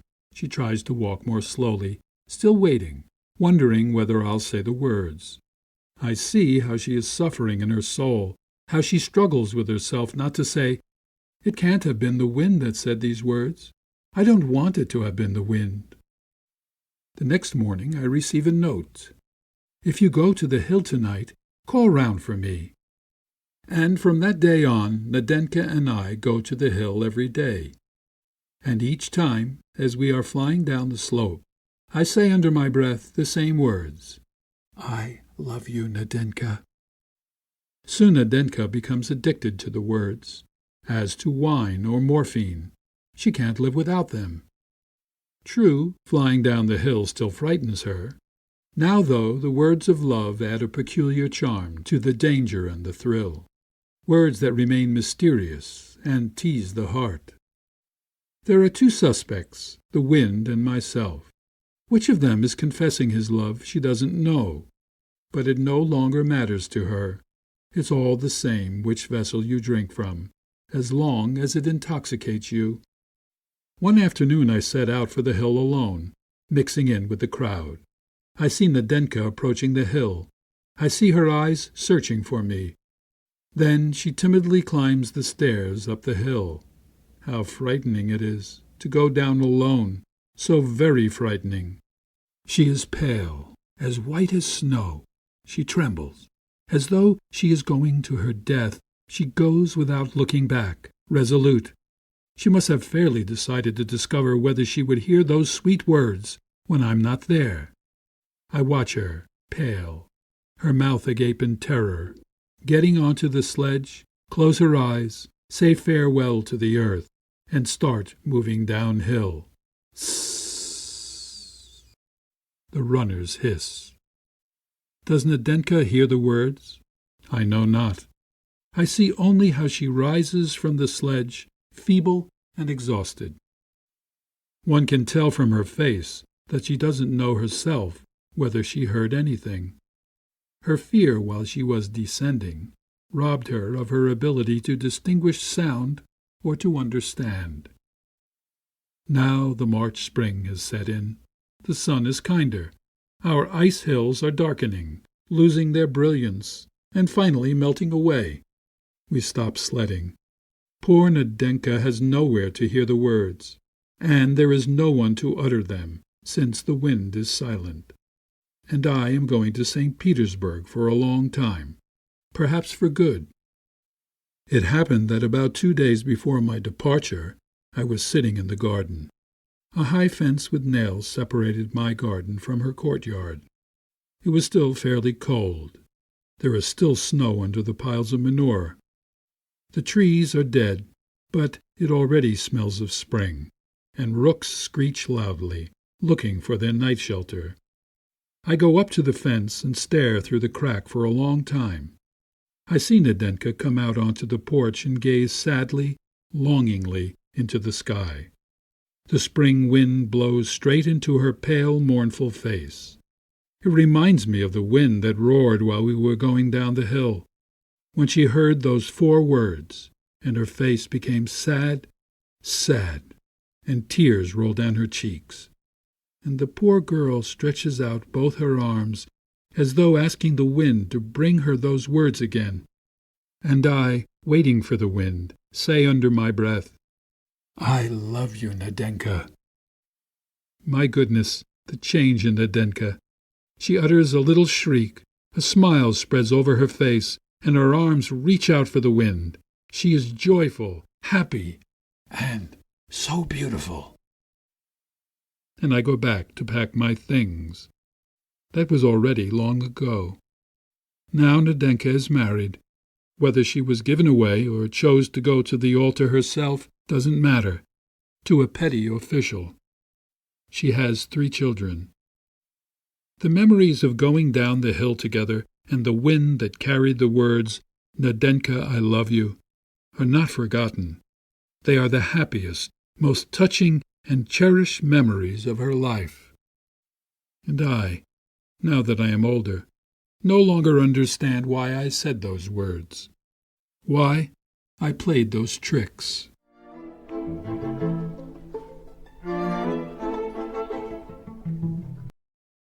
And now, the man in the case. At the furthest end of the village of Mironin-Sitskoye, some belated sportsmen lodged for the night in the elder Prokofi's barn. There were 2 of them, the veterinary surgeon Ivan Ivanovitch and the schoolmaster Birkin. Ivan Ivanovitch had a rather strange double-barreled surname, Chimsa Himalaysky, which did not suit him at all, and he was simply called Ivan Ivanovitch all over the province. He lived in a stud farm near the town, and had come out shooting now to get a breath of fresh air. Birkin, the high school teacher, stayed every summer at Count P.'s, and had been thoroughly at home in his district for years. They did not sleep. Ivan Ivanovitch, a tall, lean old fellow with long mustaches, was sitting outside the door smoking a pipe in the moonlight. Birkin was lying within on the hay, and could not see in the darkness. They were telling each other all sorts of stories. Among other things, they spoke of the fact that the elder's wife, Marva, a healthy and by no means stupid woman, had never been beyond her native village, and had never seen a town nor a railway in her life, and had spent the last 10 years sitting behind the stove, and only at night going out into the street. "What is there wonderful in that?" said Birkin. "There are plenty of people in the world, solitary by temperament, who try to retreat into their shell like a hermit crab or a snail. Perhaps it is an instance of atavism, a return to the period when the ancestor of man was not yet a social animal, and lived alone in his den. Or perhaps it is only one of the diversities of human character. Who knows? I am not a natural science man, and it is not my business to settle such questions. I only mean to say that people like Marva are not uncommon. There is no need to look far. 2 months ago a man called Bylakov, a colleague of mine, the Greek master, died in our town. You have heard of him, no doubt. He was remarkable for always wearing galoshes and a warm wadded coat, even in the finest weather, and his watch was in a case made of grey chamois leather, and when he took out his penknife to sharpen his pencil, his penknife too was in a little case, and his face seemed to be in a case too, because he always hid it in his turned-up collar. He wore dark spectacles and flannel vests, stuffed up his ears with cotton wool, and when he got into a cab, he always told the driver to put up the hood. In short, the man displayed a constant and insurmountable impulse to wrap himself up in a covering, to make himself, so to speak, a case which would isolate him and protect him from external influences. Reality irritated him, frightened him, kept him in a continual agitation, and perhaps to justify his timidity, his aversion for the actual, he always praised the past and what had never existed. And even the classical languages which he taught were in reality, for him, galoshes and an umbrella, in which he sheltered himself from real life. "Oh, how sonorous, how beautiful is the Greek language!" he would say, with a sugary expression, and as though to prove his words, he would screw up his eyes and, raising his finger, would pronounce anthropos. And Bylakov tried to hide his thoughts also in a case. The only things that were clear in his mind were government circulars and newspaper articles in which something was forbidden. When some proclamation prohibited the boys from going out in the street after 9 o'clock in the evening, or some article declared carnal love unlawful, it was to his clear mind definite. It was forbidden, and that was enough. For him there was always a doubtful element, something vague and not fully expressed, in any sanction or permission. When a dramatic club or a reading group or a tea shop was licensed in the town, he would shake his head and say softly, "It is all right, of course. It is all very nice, but I hope it won't lead to anything." Every sort of breach of order, deviation or departure from rule, depressed him. But one would have thought it was no business of his. If one of his colleagues was late for church, or if rumors reached him of some prank of the high school boys, or one of the mistresses was seen late in the evening in the company of an officer, he was much disturbed and said he hoped that nothing would come of it. At the teachers' meeting he simply oppressed us with his caution, his circumspection, and his characteristic reflection on the ill behavior of the young people in both male and female high schools, the uproar in the classes. Oh, he hoped it would not reach the ears of the authorities. Oh, he hoped nothing would come of it. And he thought it would be a very good thing if Petrov were expelled from the 2nd class and Yegorov from the 4th. And do you know, by his sighs, his despondency, his black spectacles on his pale little face, a little face like a polecat's, you know, he crushed us all, and we gave way, reduced Petrov's and Yegorov's marks for conduct, kept them in, and in the end expelled them both. He had a strange habit of visiting our lodges. He would come to a teacher's, sit down, and remain silent, as though he were carefully inspecting something. He would sit like this in silence for an hour or two, and then go away. This he called maintaining good relations with his colleagues.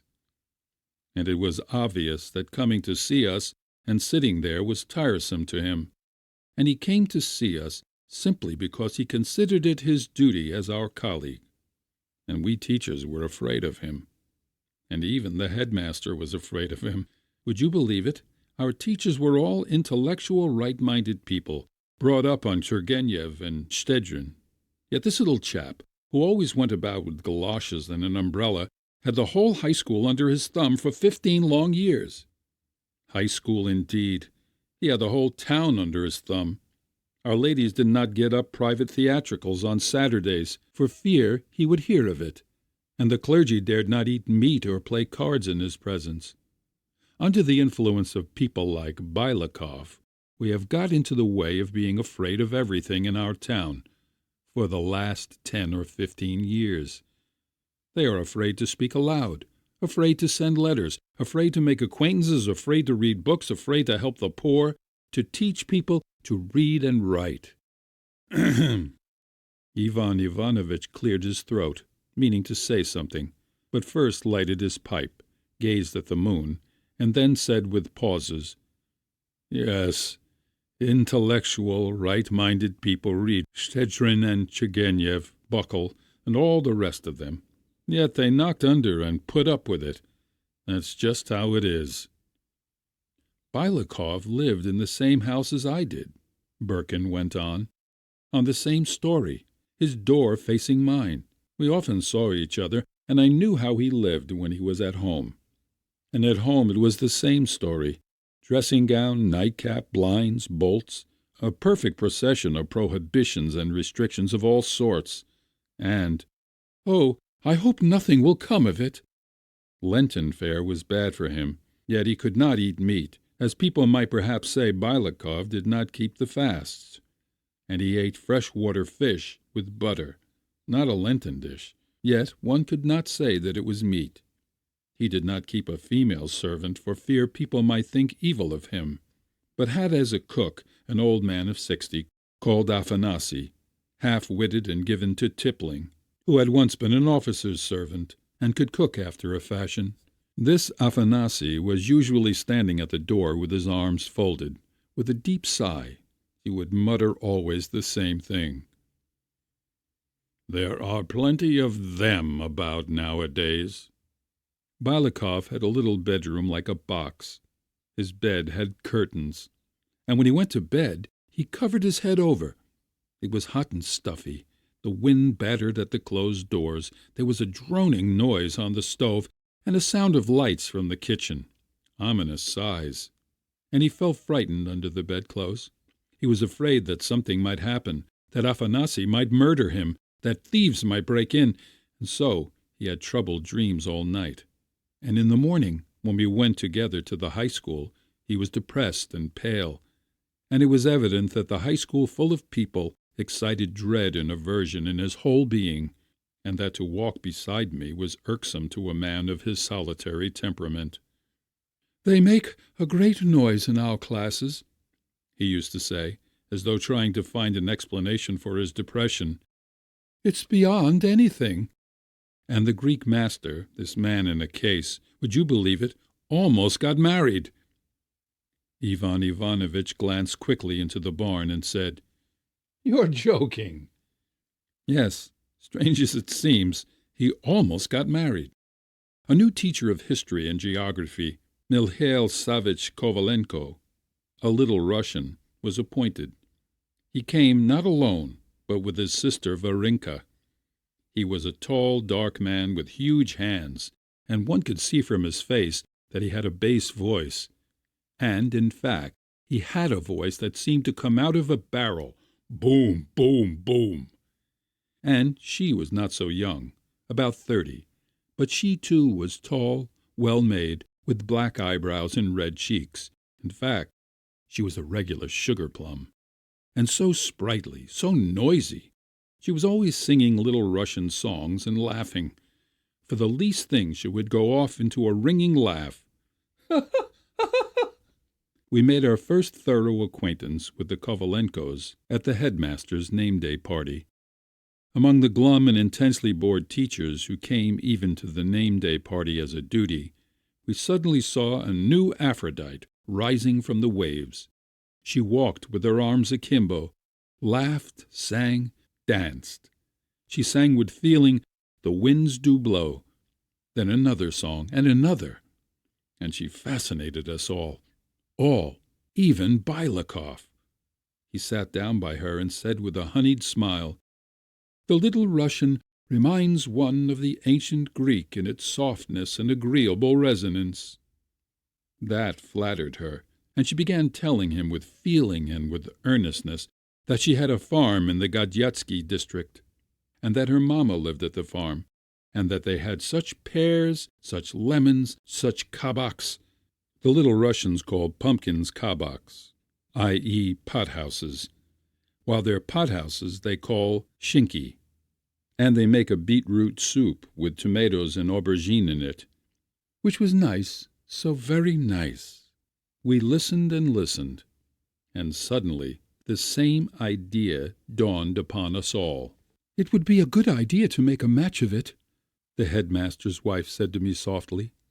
We all, for some reason, recalled the fact that our friend Bylakov was not married, and it now seemed to us strange that we had hitherto failed to observe, and had in fact completely lost sight of it, a detail so important in his life. What was his attitude to women? How had he settled this vital question for himself? This had not interested us in the least till then. Perhaps we had not even admitted the idea that a man who went out in all weathers in galoshes and slept under curtains could be in love.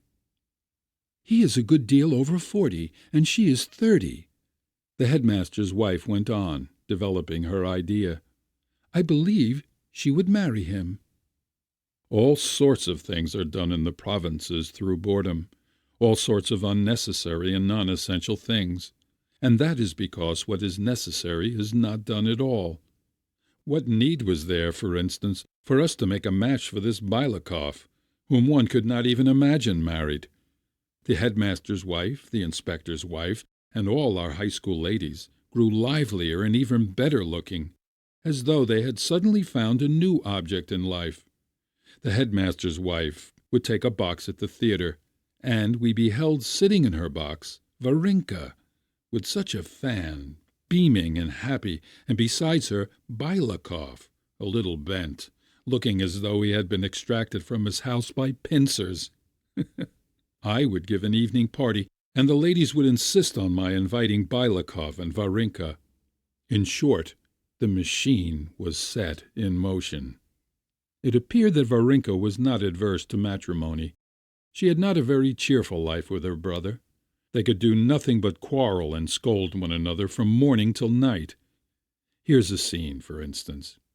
Kovalenko would be coming along the street, a tall, sturdy young ruffian, in an embroidered shirt, his love-locks falling on his forehead under his cap, in one hand a bundle of books, in the other a thick knotted stick, followed by his sister, also with books in her hand.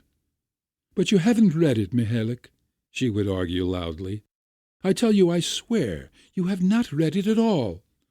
"And I tell you, I have read it," cries Kovalenko, thumping his stick on the pavement.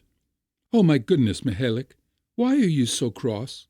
We are arguing about principles." "I tell you that I have read it," Kovalenko would shout, more loudly than ever. At home, if there was an outsider present, there were sure to be skirmishes. Such a life must have been wearisome, and of course she must have longed for a home of her own. Besides, there was her age to be considered. There was no time left to pick and choose. It was a case of marrying anybody, even a Greek master.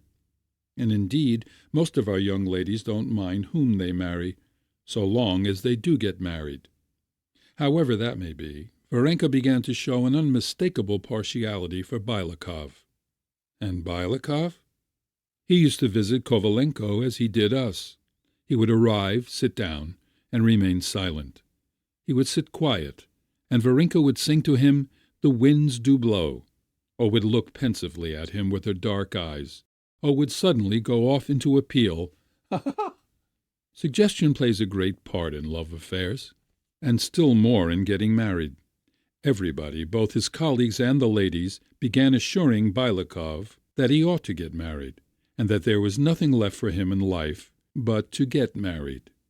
We all congratulated him with solemn countenances, delivered ourselves of various platitudes, such as, "Marriage is a serious step." Besides, Varenka was good-looking and interesting. She was the daughter of a civil councillor, and had a farm. And what was more, she was the first woman who had been warm and friendly in her manner to him. His head was turned, and he decided that he really ought to get married. "Well, at that point, you ought to have taken away his galoshes and umbrella," said Ivan Ivanovitch. Only fancy, that turned out to be impossible. He put Varenka's portrait on his table, kept coming to see me and talking about Varenka and home life, saying marriage was a serious step. He was frequently at Kovalenko's, but he did not alter his manner of life in the least. On the contrary, indeed, his determination to get married seemed to have a depressing effect on him. He grew thinner and paler, and seemed to retreat further and further into his case. "I like Varvara Savishna," he used to say to me with a faint and wry smile. and I know that every one ought to get married, but, you know, all this has happened so suddenly. One must think a little. What is there to think over? I used to say to him. Get married, that is all. No, marriage is a serious step. One must first weigh the duties before one, the responsibilities, that nothing may go wrong afterwards. It worries me so much that I don't sleep at night, and I must confess I am afraid. Her brother and she have a strange way of thinking. They look at things strangely, you know. And her disposition is very impetuous. One may get married, and then there is no knowing. One may find oneself in an unpleasant position. And he did not make an offer. He kept putting it off, to the great vexation of the headmaster's wife and all our ladies. He went on weighing his future duties and responsibilities, and meanwhile he went for a walk with Varenka almost every day. Possibly he thought that this was necessary in his position, and came to see me to talk about family life. And in all probability in the end he would have proposed to her, and would have made one of those unnecessary, stupid marriages, such as are made by thousands among us from being bored and having nothing to do. If it had not been for a Kosulish scandal. I must mention that Varenka's brother Kovalenko detested Bylakov from the first day of their acquaintance, and could not endure him. I don't understand, he used to say to us, shrugging his shoulders.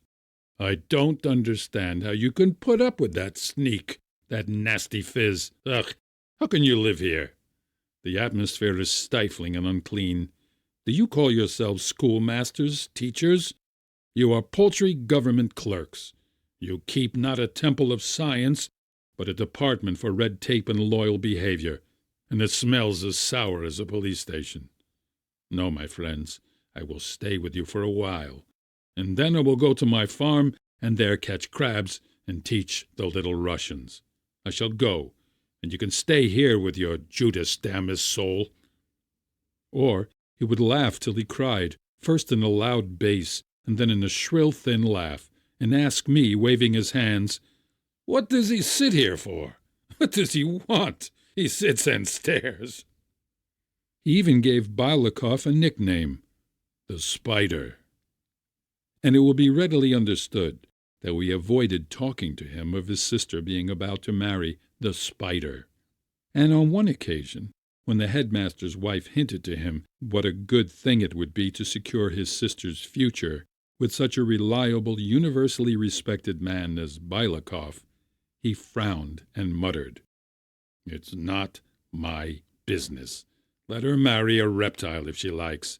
I don't like meddling in other people's affairs.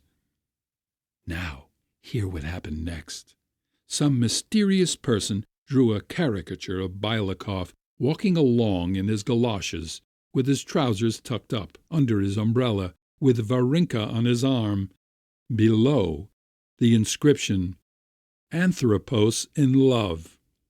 The expression was caught to a marvel, you know. The artist must have worked for more than one night, for the teachers of both the boys' and girls' high schools, the teachers of the seminary, the government officials, all received a copy. Bylakov received one too. The caricature made a very painful impression on him. We went out together. It was the 1st of May, a Sunday, and all of us, the boys and the teachers, had agreed to meet at the high school and then to go for a walk together to a wood beyond the town. We set off, and he was green in the face and gloomier than a storm cloud. What wicked, ill-natured people there are, he said, and his lips quivered. I really felt sorry for him. We were walking along, and all of a sudden, would you believe it, Kovalenko came bowling along on a bicycle, and after him, also on a bicycle, Varenka, flushed and exhausted, but good-humored and gay. "We are going on ahead," she called. "What lovely weather! Awfully lovely!"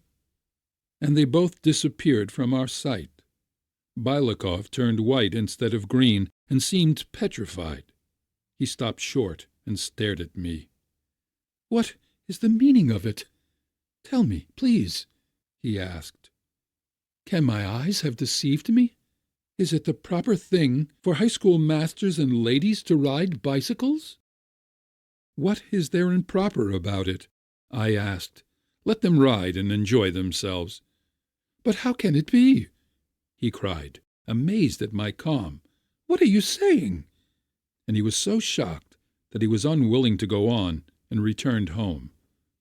Next day he was continually twitching and nervously rubbing his hands, and it was evident from his face that he was unwell, and he left before his work was over, for the first time in his life. And he ate no dinner. Towards evening he wrapped himself up warmly, though it was quite warm weather, and sallied out to the Kovalenko's. Varenka was out. He found her brother, however. "Pray, sit down," Kovalenko said coldly, with a frown. His face was sleepy. He had just had a nap after dinner, and he was in a very bad humor. Bylakov sat in silence for 10 minutes, and then began. "I have come to see you to relieve my mind. I am very, very troubled. Some scurrilous fellow has drawn an absurd caricature of me and another person, in whom we are both deeply interested. I regard it as a duty to assure you that I have had no hand in it. I have given no sort of ground for such ridicule. On the contrary, I have always behaved in every way like a gentleman." Kovalenko sat sulky and silent. Bylakov waited a little, and went on slowly in a mournful voice. "And I have something else to say to you. I have been in the service for years, while you have only lately entered it, and I consider it my duty as an older colleague to give you a warning. You ride on a bicycle, and that pastime is utterly unsuitable for an educator of youth." "Why so?" asked Kovalenko in his bass. "Surely that needs no explanation, Mihail Savitch? Surely you can understand that? If the teacher rides a bicycle, what can you expect the pupils to do? You will have them walking on their heads next, and so long as there is no formal permission to do so, it is out of the question. I was horrified yesterday. When I saw your sister, everything seemed dancing before my eyes. A lady or a young girl on a bicycle. It's awful."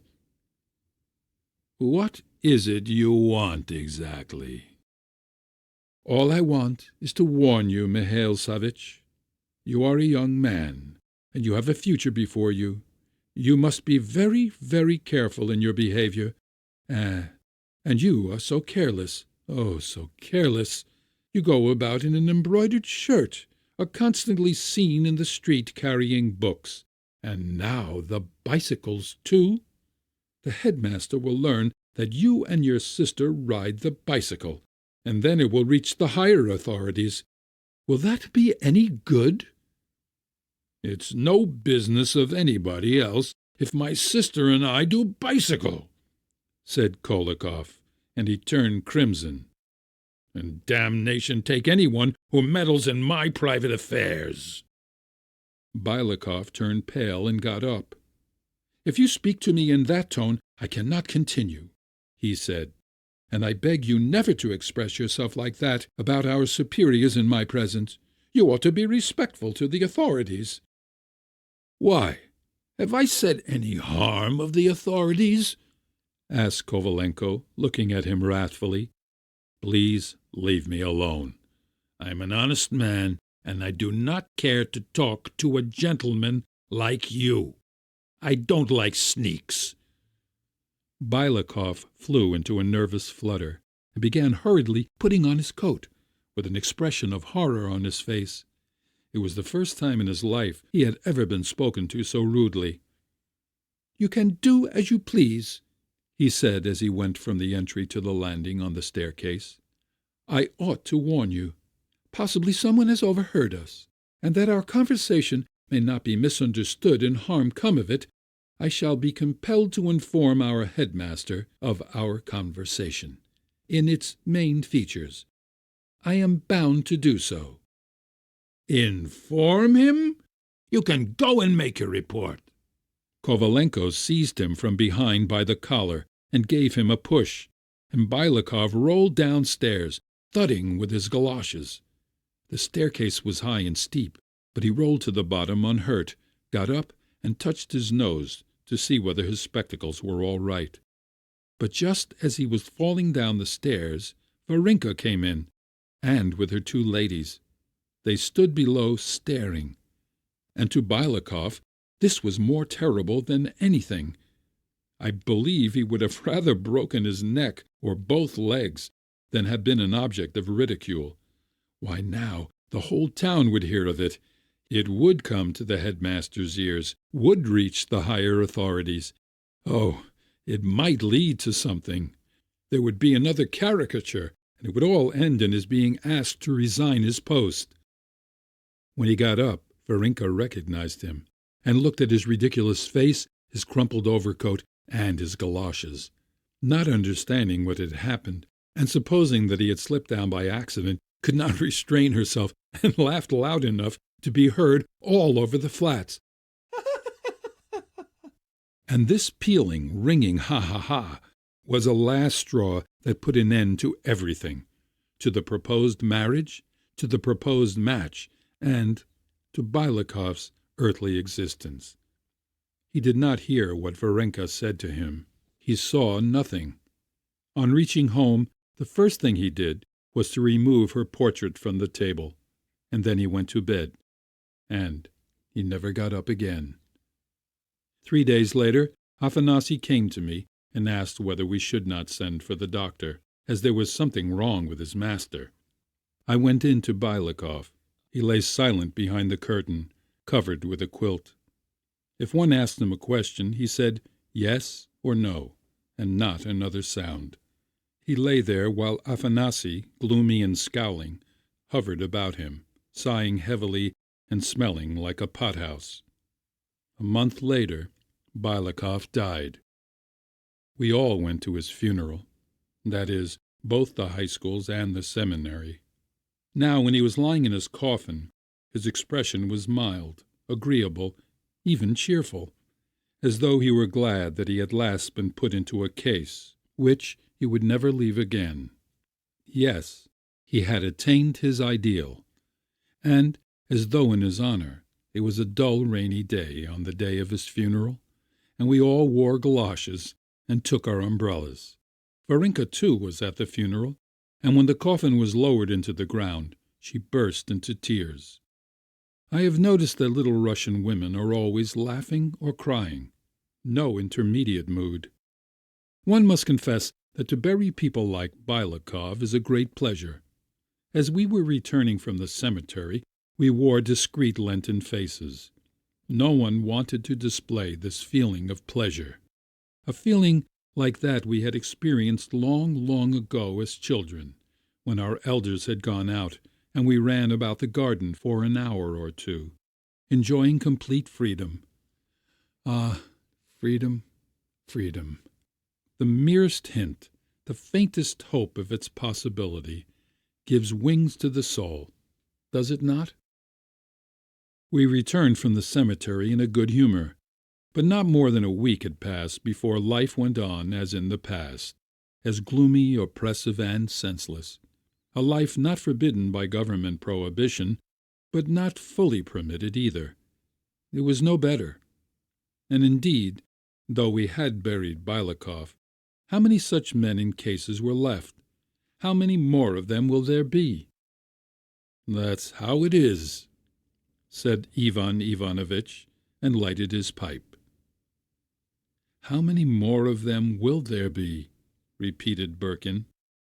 The schoolmaster came out of the barn. He was a short, stout man, completely bald, with a black beard down to his waist. The 2 dogs came out with him. What a moon! He said, looking upward. It was midnight. On the right could be seen the whole village, a long street stretching far away for miles. All was buried in deep silent slumber. Not a movement, not a sound. One could hardly believe that nature could be so still. When on a moonlight night you see a broad village street, with its cottages, haystacks, and slumbering willows, a feeling of calm comes over the soul, In this peace, wrapped away from care, toil, and sorrow, in the darkness of the night, it is mild, melancholy, beautiful, and it seems as though the stars looked down upon it, kindly and with tenderness, and as though there were no evil on earth, and all were well. On the left the open country began from the end of the village. It could be seen stretching far away to the horizon, and there was no movement, no sound in that whole expanse bathed in moonlight. Yes, that is just how it is, repeated Ivan Ivanovitch. And isn't our living in town, airless and crowded, our writing useless papers, our playing vint, isn't that all a sort of a case for us? And our spending our whole lives among trivial, fussy men and silly idle women, our talking and our listening to all sorts of nonsense, isn't that a case for us too? If you like, I will tell you a very edifying story. No, it's time we were asleep, said Birkin. Tell it me tomorrow. They went into the barn and lay down on the hay. They were both covered up and beginning to doze, when they suddenly heard light footsteps. Patter, patter. Someone was walking not far from the barn, walking a little and stopping, and a minute later, patter, patter again. The dogs began growling. That's Marvra, said Birkin. The footsteps died away. You see and hear that they lie, said Ivan Ivanovitch, turning over on the other side, and they call you a fool for putting up with their lying. You endure insults and humiliation, and dare not openly say that you are on the side of the honest and the free, and you lie and smile yourself, and all that for the sake of a crust of bread, for the sake of a warm corner, for the sake of a wretched little worthless rank in the service. No, one can't go on living like this. Well, you are off on another track now, Ivan Ivanovitch, said the schoolmaster. Let us go to sleep. And 10 minutes later Birkin was asleep, but Ivan Ivanovitch kept sighing and turning over from side to side. Then he got up, went outside again, and sitting in the doorway, lighted his pipe. The House with the Mezzanine. A Painter's Story. It happened nigh on 7 years ago, when I was living in one of the districts of the Jay province. On the estate of Bielokurov, a landowner, a young man who used to get up early, dress himself in a long overcoat, drink beer in the evenings, and all the while complain to me that he could nowhere find anyone in sympathy with his ideas. He lived in a little house in the orchard, and I lived in the old manor house, in a huge pillared hall where there was no furniture except a large divan on which I slept, and a table at which I used to play patience. Even in calm weather there was always a moaning in the chimney, and in a storm the whole house would rock and seem as though it must split, and it was quite terrifying, especially at night, when all the 10 great windows were suddenly lit up by a flash of lightning. Doomed by fate to permanent idleness, I did positively nothing. For hours together I would sit and look through the windows at the sky, the birds, the trees, and read my letters over and over again, and then for hours together I would sleep. Sometimes I would go out and wander aimlessly until evening. Once, on my way home, I came unexpectedly on a strange farmhouse. The sun was already setting, and the lengthening shadows were thrown over the ripening corn.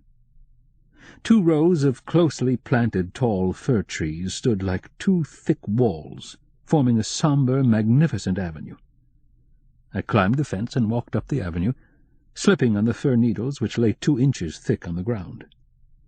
It was still, dark, and only here and there in the tops of the trees shimmered a bright gold light casting the colours of the rainbow on a spider's web. The smell of the firs was almost suffocating. Then I turned into an avenue of limes, and here too were desolation and decay. The dead leaves rustled mournfully beneath my feet, and there were lurking shadows among the trees. To the right, in an old orchard, a goldhammer sang a faint, reluctant song, and he too must have been old. The lime trees soon came to an end, and I came to a white house with a terrace and a mezzanine. And suddenly a vista opened upon a farmyard with a pond and a bathing shed, and a row of green willows, with a village beyond, and above it stood a tall, slender belfry, on which glowed a cross catching the light of the setting sun. For a moment I was possessed with a sense of enchantment, intimate, particular, as though I had seen the scene before in my childhood. By the white stone gate, surmounted with stone lions, which led from the yard into the field, stood two girls. One of them, the elder, thin, pale, very handsome, with masses of chestnut hair and a little stubborn mouth, looked rather prim and scarcely glanced at me. The other, who was quite young, 17 or 18, no more, also thin and pale, with a big mouth and big eyes, looked at me in surprise as I passed, said something in English, and looked confused, and it seemed to me that I had always known their dear faces. And I returned home, feeling as though I had awoke from a pleasant dream. Soon after that, one afternoon, when Bielokurov and I were walking near the house, suddenly there came into the yard a spring carriage in which sat one of the two girls, the elder. She had come to ask for subscriptions to a fund for those who had suffered in a recent fire. Without looking at us, she told us very seriously how many houses had been burned down in Sianov, how many men, women, and children had been left without shelter, and what had been done by the committee of which she was a member. She gave us the list for us to write our names, put it away, and began to say goodbye. "You have completely forgotten us, Pyotr Petrovitch," she said to Bielokurov as she gave him her hand. "Come and see us, and if Mr. N," she said my name, "would like to see how the admirers of his talent live and would care to come and see us, then Mother and I would be very pleased." I bowed. When she had gone, Pyotr Petrovitch began to tell me about her. The girl, he said, was of a good family, and her name was Lydia Volchaninov, and the estate on which she lived with her mother and sister was called, like the village on the other side of the pond, Sholkovka. Her father had once occupied an eminent position in Moscow, and died a privy councillor. Notwithstanding their large means, the Volchaninovs always lived in the village, summer and winter, and Lydia was a teacher in the Zemstvo school at Sholkovka and earned 25 rubles a month. She only spent what she earned on herself and was proud of her independence. "They are an interesting family," said Bielokurov. "We ought to go and see them. They will be very glad to see you." One afternoon, during a holiday, we remembered the Volchaninovs and went over to Sholkovka. They were all at home. The mother, Ekaterina Pavlovna, had obviously once been handsome, but now she was stouter than her age warranted, suffered from asthma, was melancholy and absent-minded as she tried to entertain me with talk about painting. When she heard from her daughter that I might perhaps come over to Sholkovka, she hurriedly called to mind a few of my landscapes, which she had seen in exhibitions in Moscow, and now she asked what I had tried to express in them. Lydia, or as she was called at home, Lida, talked more to Bielokurov than to me. Seriously, and without a smile, she asked him why he didn't work for the Zemstvo, and why, up till now, he had never been to a Zemstvo meeting. "It's not right of you, Pyotr Petrovitch," she said reproachfully. "It's not right. It is a shame." "True, Lida, true," said her mother. "It is not right." "All our district is in Balagin's hands," Lida went on, turning to me. "He is the chairman of the council, and all the jobs in the district are given to his nephews and brothers-in-law, and he does exactly as he likes. We ought to fight him. The young people ought to form a strong party, but you see what our young men are like. It's a shame, Pyotr Petrovitch." The younger sister, Zhenya, was silent during the conversation about the Zemstvo. She did not take part in serious conversations, for by the family she was not considered grown-up, and they gave her her baby name, Missius, because as a child she used to call her English governess that. All the time she examined me curiously, and when I looked at the photograph album she explained, "This is my uncle, that is my godfather," and fingered the portraits, and at the same time touched me with her shoulder in a childlike way, and I could see her small, undeveloped bosom, her thin shoulders, her long, slim waist tightly drawn in by a belt. We played croquet and lawn tennis, walked in the garden, had tea, and then a large supper. After the huge pillared hall I felt out of tune in the small, cosy house, where there were no oleographs on the walls, and the servants were treated considerately, and everything seemed to me young and pure, through the presence of Lida and Missius, and everything was decent and orderly. At supper Lida again talked to Bielokurov about the Zemstvo, about Balagin, about school libraries. She was a lively, sincere, serious girl, and it was interesting to listen to her, though she spoke at length and in a loud voice, perhaps because she was used to holding forth at school. On the other hand, Pyotr Petrovitch, who from his university days had retained the habit of reducing any conversation to a discussion, spoke tediously, slowly and deliberately, with an obvious desire to be taken for a clever and progressive man. He gesticulated and upset the sauce with his sleeve, and it made a large pool on the tablecloth, though nobody but myself seemed to notice it. When we returned home, the night was dark and still. "I call it good breeding," said Bielokurov with a sigh. "Not so much not to upset the sauce on the table, as not to notice it when someone else has done it. Yes, an admirable intellectual family. I'm rather out of touch with nice people. Terribly.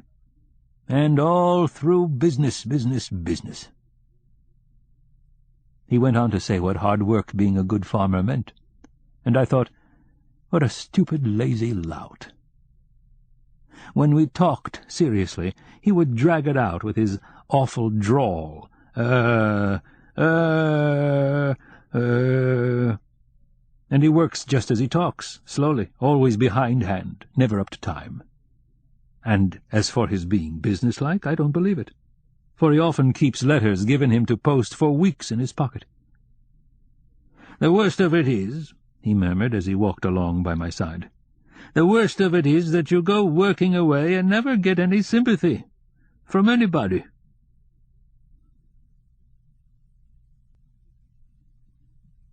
I began to frequent the Volchaninovs' house. Usually I sat on the bottom step of the veranda.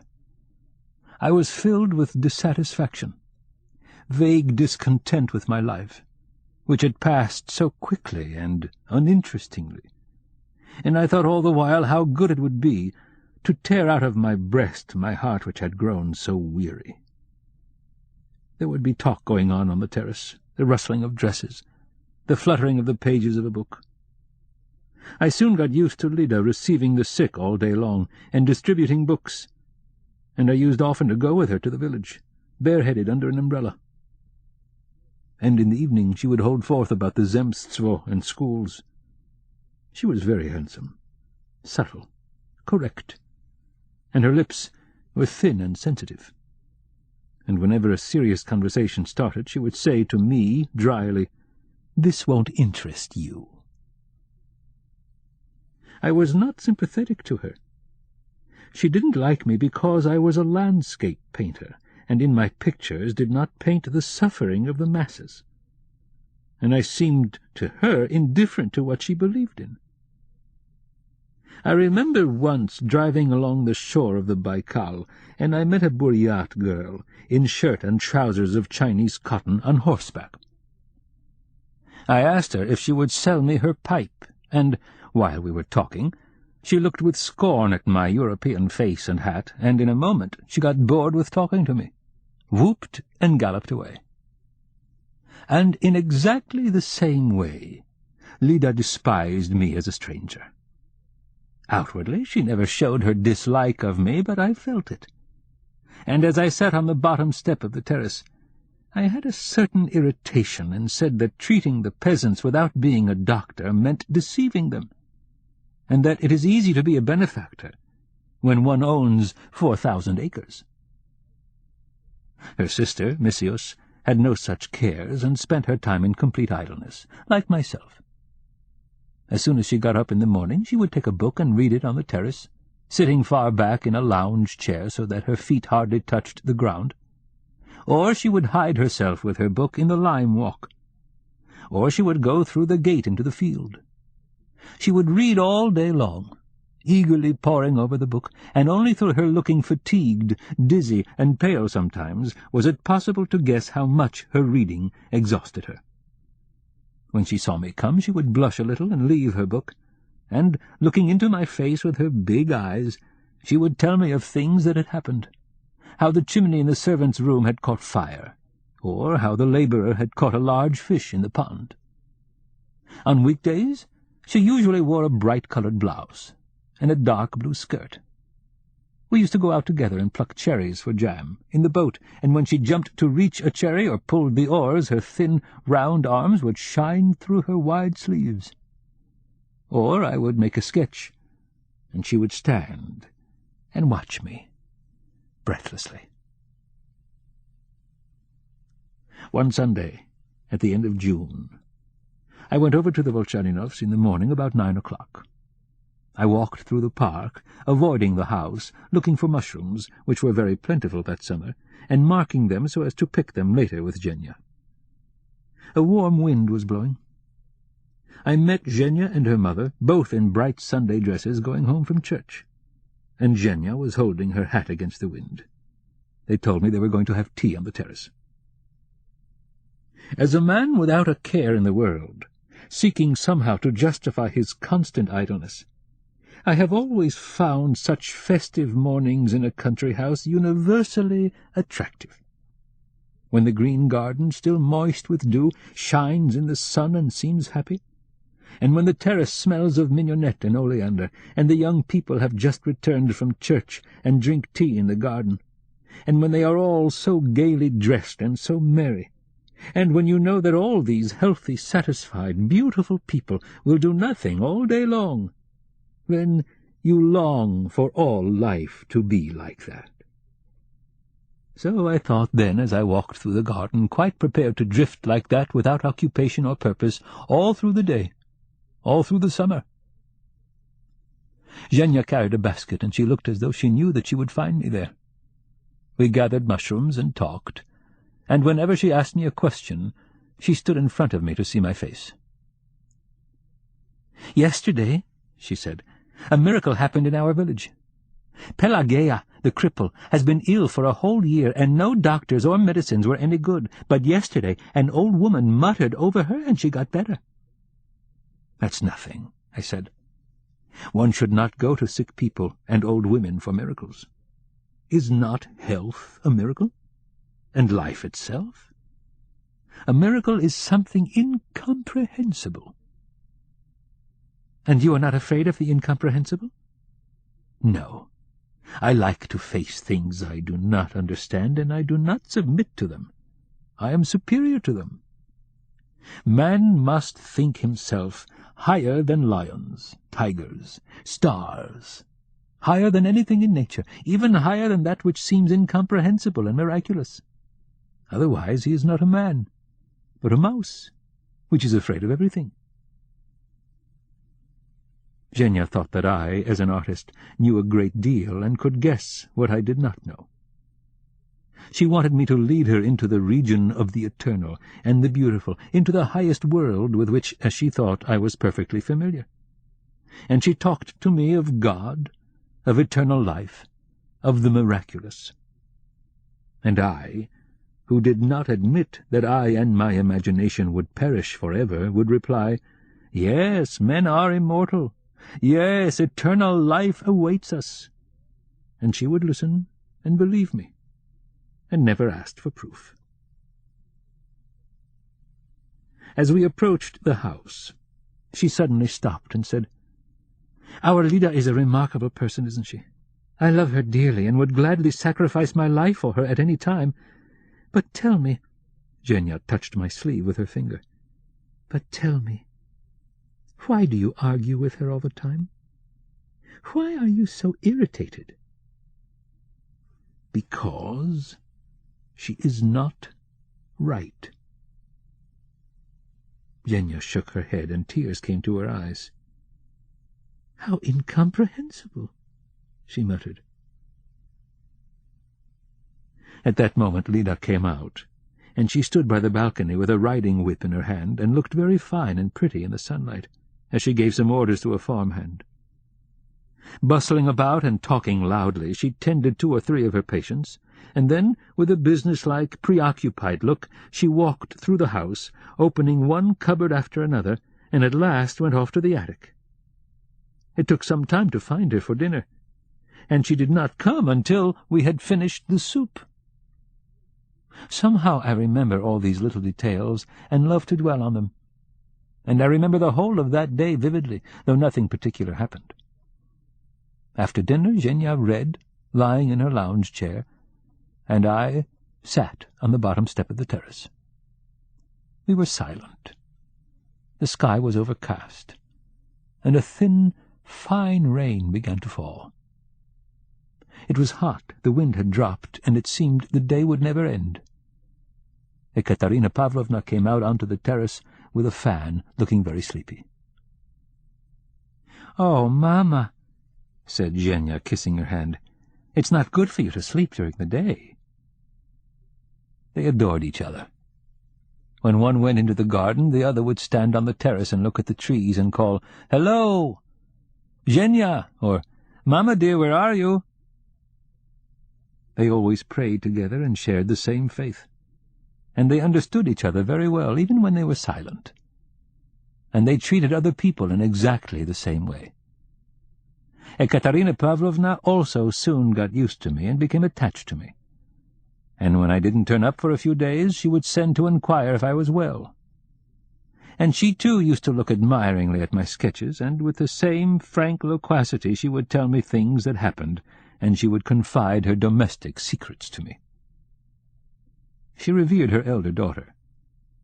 Lida never came to her for caresses, and only talked about serious things.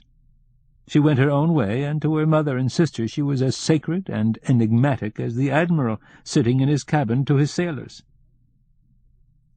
"Our Lida is a remarkable person," her mother would often say, "isn't she?" And now, as the soft rain fell, we spoke of Lida. "She is a remarkable woman," said her mother, and added in a low voice like a conspirator's as she looked around, "Such as she have to be looked for with a lamp in broad daylight, though you know I am beginning to be anxious. The school, pharmacies, books, all very well, but why go to such extremes? She is 23, and it's time for her to think seriously about herself. If she goes on with her books and her pharmacies, she won't know how life has passed. She ought to marry." Genya, pale with reading and with her hair ruffled, looked up and said as if to herself as she glanced at her mother, "Mamma dear, everything depends on the will of God." And once more she plunged into her book. Bielokurov came over in a podyovka, wearing an embroidered shirt. We played croquet and lawn tennis, and when it grew dark we had a long supper, and Lida once more spoke of her schools and Balagin, who had got the whole district into his own hands. As I left the Volchaninovs that night, I carried away an impression of a long, long idle day, with a sad consciousness that everything ends, however long it may be. Genya took me to the gate, and, perhaps because she had spent the whole day with me from the beginning to end, I felt somehow lonely without her, and the whole kindly family was dear to me. And for the first time during the whole of that summer, I had a desire to work. "Tell me why you lead such a monotonous life," I asked Bielokurov as we went home. "My life is tedious, dull, monotonous, because I am a painter, a queer fish, and have been worried all my life with envy, discontent, disbelief in my work. I am always poor, I am a vagabond, but you are a wealthy, normal man, a landowner, a gentleman. Why do you live so tamely and take so little from life? Why, for instance, haven't you fallen in love with Lida or Zhenya?" "You forget that I love another woman," answered Bielokurov. He meant his mistress, Lyubov Ivanovna, who lived with him in the orchard house. I used to see the lady every day, very stout, pudgy, pompous, like a fatted goose, walking in the garden in a Russian headdress, always with a sunshade, and the servants used to call her to meals or tea. 3 years ago she rented a part of his house for the summer, and stayed on to live with Bielokurov, apparently forever. She was 10 years older than he, and managed him very strictly, so that he had to ask her permission to go out. She would often sob and make horrible noises like a man with a cold, and then I used to send and tell her that if she didn't stop I would go away. Then she would stop.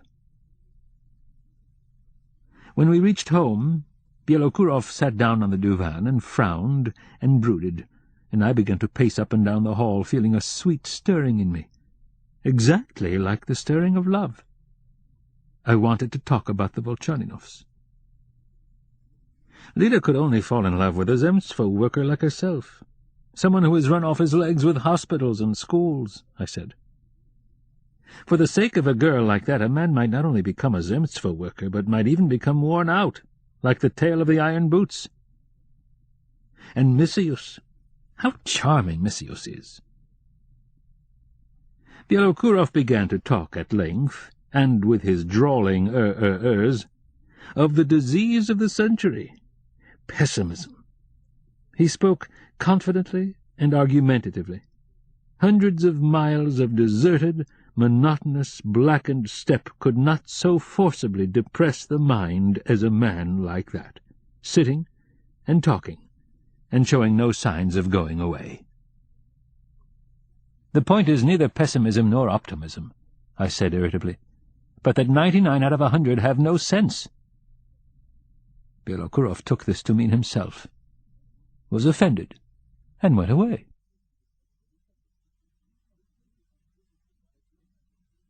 "The prince is on a visit to Morozyomov and sends you his regards," said Lida to her mother as she came in and took off her gloves. "He told me many interesting things. He promised to bring forward in the Zemstvo Council the question of a medical station at Morozyomov, but he says there is little hope." And turning to me, she said, "Forgive me, I keep forgetting that you are not interested." I felt irritated. "Why not?" I asked, and shrugged my shoulders.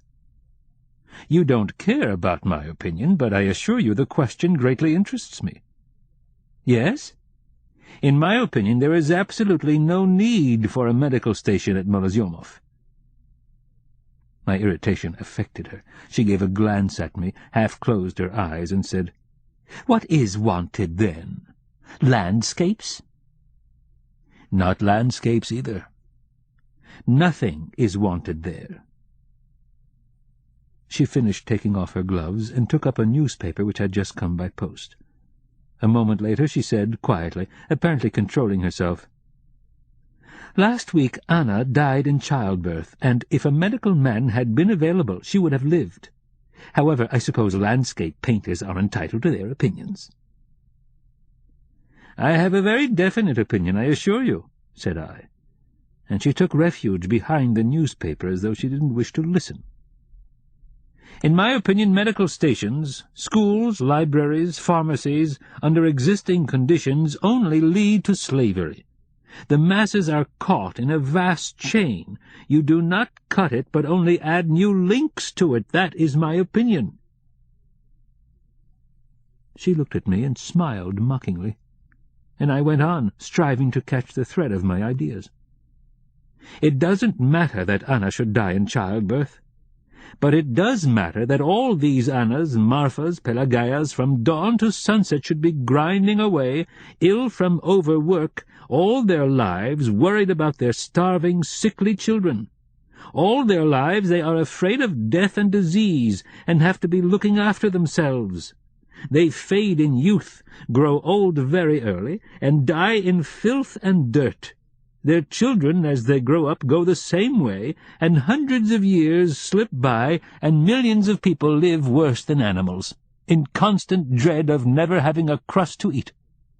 But the horror of their position is that they have no time to think of their souls, no time to remember that they are made in the likeness of God.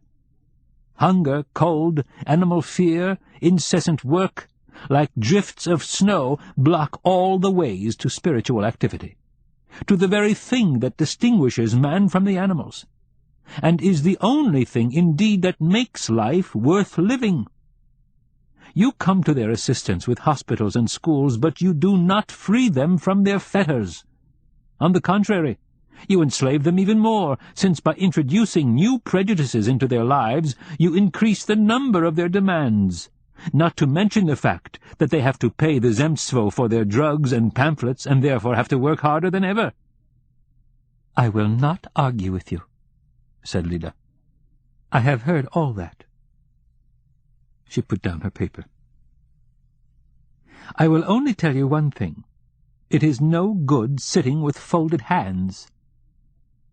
It is true we do not save mankind, and perhaps we do make mistakes. But we do what we can, and we are right. The highest and most sacred truth for an educated being is to help his neighbors, and we do what we can to help. You don't like it, but it is impossible to please everybody." "True, Lida, true," said her mother. In Lida's presence her courage always failed her, and as she talked she would look timidly at her, for she was afraid of saying something foolish or out of place. And she never contradicted, but would always agree. "True, Lida, true." Teaching peasants to read and write, giving them little moral pamphlets and medical assistance, cannot decrease either ignorance or mortality, just as the light from your windows cannot illuminate this huge garden, I said. You give nothing by your interference in the lives of these people. You only create new demands, and a new compulsion to work. "Ah, my God, but we must do something," said Lida exasperatedly, and I could tell by her voice that she thought my opinions negligible and despised me. "It is necessary," I said, "to free people from hard physical work. It's necessary to relieve them of their yoke, to give them breathing space, to save them from spending their whole lives in the kitchen or the byre, in the fields. They should have time to take thought of their souls, of God, and to develop their spiritual capacities. Every human being's salvation lies in spiritual activity, in his continual search for truth and the meaning of life. Give them some relief from rough animal labor. Let them feel free. Then you will see how ridiculous at bottom your pamphlets and pharmacies are. Once a human being is aware of his vocation, then he can only be satisfied with religion, service, art, and not with trifles like that." "Free them from work?" Lida gave a smile. "Is that possible?" "Yes. Take upon yourself a part of their work. If we all, in town and country, without exception, agreed to share the work which is being spent by mankind in the satisfaction of physical demands, then none of us would have to work more than 2 or 3 hours a day. If all of us, rich and poor, worked 3 hours a day, the rest of our time would be free. And then, to be still less dependent on our bodies, we should invent machines to do the work, and we should try to reduce our demands to the minimum. We should toughen ourselves, and our children should not be afraid of hunger and cold. And we should not be anxious about their health, as Anna, Maria, Pelagaya were anxious. Then, supposing we didn't bother about doctors and pharmacies, and did away with tobacco factories and distilleries, what a lot of free time we should have! We should give our leisure to service and the arts. Just as peasants all work together to repair the roads, so the whole community would work together to seek truth and the meaning of life, and, I am sure of it, truth would be found very soon. Man would get rid of his continual, poignant, depressing fear of death, and even of death itself. "But you contradict yourself," said Leda. "You talk about service and deny education." "I deny the education of a man who can only use it to read the signs on the public houses, and possibly a pamphlet which he is incapable of understanding. The kind of education we have had from the time of Rurik. And village life has remained exactly as it was then. Not education is wanted, but freedom for the full development of spiritual capacities. Not schools are wanted, but universities." "You deny medicine, too?" "Yes. It should only be used for the investigation of diseases as natural phenomena, not for their cure. It is no good curing diseases if you don't cure their causes. Remove the chief cause, physical labor, and there will be no diseases." "I don't acknowledge the science which cures," I went on excitedly. "Science and art, when they are true, are directed not to temporary or private purposes, but to the eternal and the general. They seek the truth and the meaning of life. They seek God, the soul. And when they are harnessed to passing needs and activities like pharmacies and libraries, then they only complicate and encumber life. We have any number of doctors, pharmacists, lawyers, and highly educated people, but we have no biologists, mathematicians, philosophers, poets. All our intellectual and spiritual energy is wasted on temporary passing needs. Scientists, writers, painters work, and thanks to them the comforts of life grow greater every day. The demands of the body multiply, but we are still a long way from the truth, and man still remains the most rapacious and unseemly of animals, and everything tends to make the majority of mankind degenerate and more lacking in vitality. Under such conditions the life of an artist has no meaning, and the more talented he is, the more strange and incomprehensible his position is, since it only amounts to his working for the amusement of the predatory, disgusting animal, man, and supporting the existing state of things. And I don't want to work, and will not. Nothing is wanted, so let the world go to hell." "Messias, go away," said Leda to her sister, evidently thinking my words dangerous to so young a girl. Zhenya looked sadly at her sister and mother and went out. "People generally talk like that," said Leda, "when they want to excuse their indifference. It's easier to deny hospitals and schools than to come and teach." "True, Leda, true," her mother agreed. "You say you will not work," Leda went on. "Apparently you set a high price on your work, but do stop arguing. We shall never agree, since I value the most imperfect library or pharmacy, of which you spoke so scornfully just now, more than all the landscapes in the world." And at once she turned to her mother and began to talk in quite a different tone. "The prince has got very thin and is much changed since the last time he was here. The doctors are sending him to Vichy." She talked to her mother about the prince to avoid talking to me. Her face was burning, and in order to conceal her agitation she bent over the table as if she were short-sighted and made a show of reading the newspaper. My presence was distasteful to her. I took my leave and went home.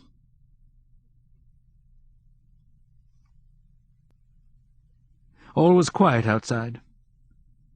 The village on the other side of the pond was already asleep. Not a single light was to be seen, and on the pond there was only the faint reflection of the stars. By the gate with the stone lions stood Zhenya, waiting to accompany me. "The village is asleep," I said, trying to see her face in the darkness, and I could see her dark, sad eyes fixed on me. "The innkeeper and the horse-dealers are sleeping quietly, and decent people like ourselves quarrel and irritate each other." It was a melancholy August night. Melancholy because it already smelled of the autumn. The moon rose behind a purple cloud and hardly lighted the road and the dark fields of winter corn on either side. Stars fell frequently. Zhenya walked beside me on the road and tried not to look at the sky, to avoid seeing the falling stars, which somehow frightened her. "I believe you are right," she said, trembling in the evening chill. "If people could give themselves to spiritual activity, they would soon burst everything." "Certainly. We are superior beings, and if we really knew all the power of the human genius and lived only for higher purposes, then we should become like gods. But this will never be. Mankind will degenerate, and of their genius not a trace will be left." When the gate was out of sight, Zhenya stopped and hurriedly shook my hand. "Good night," she said, trembling. Her shoulders were covered only with a thin blouse, and she was shivering with cold. "Come tomorrow." I was filled with a sudden dread of being left alone with my inevitable dissatisfaction with myself and people. And I, too, tried not to see the falling stars. "Stay with me a little longer," I said. "Please."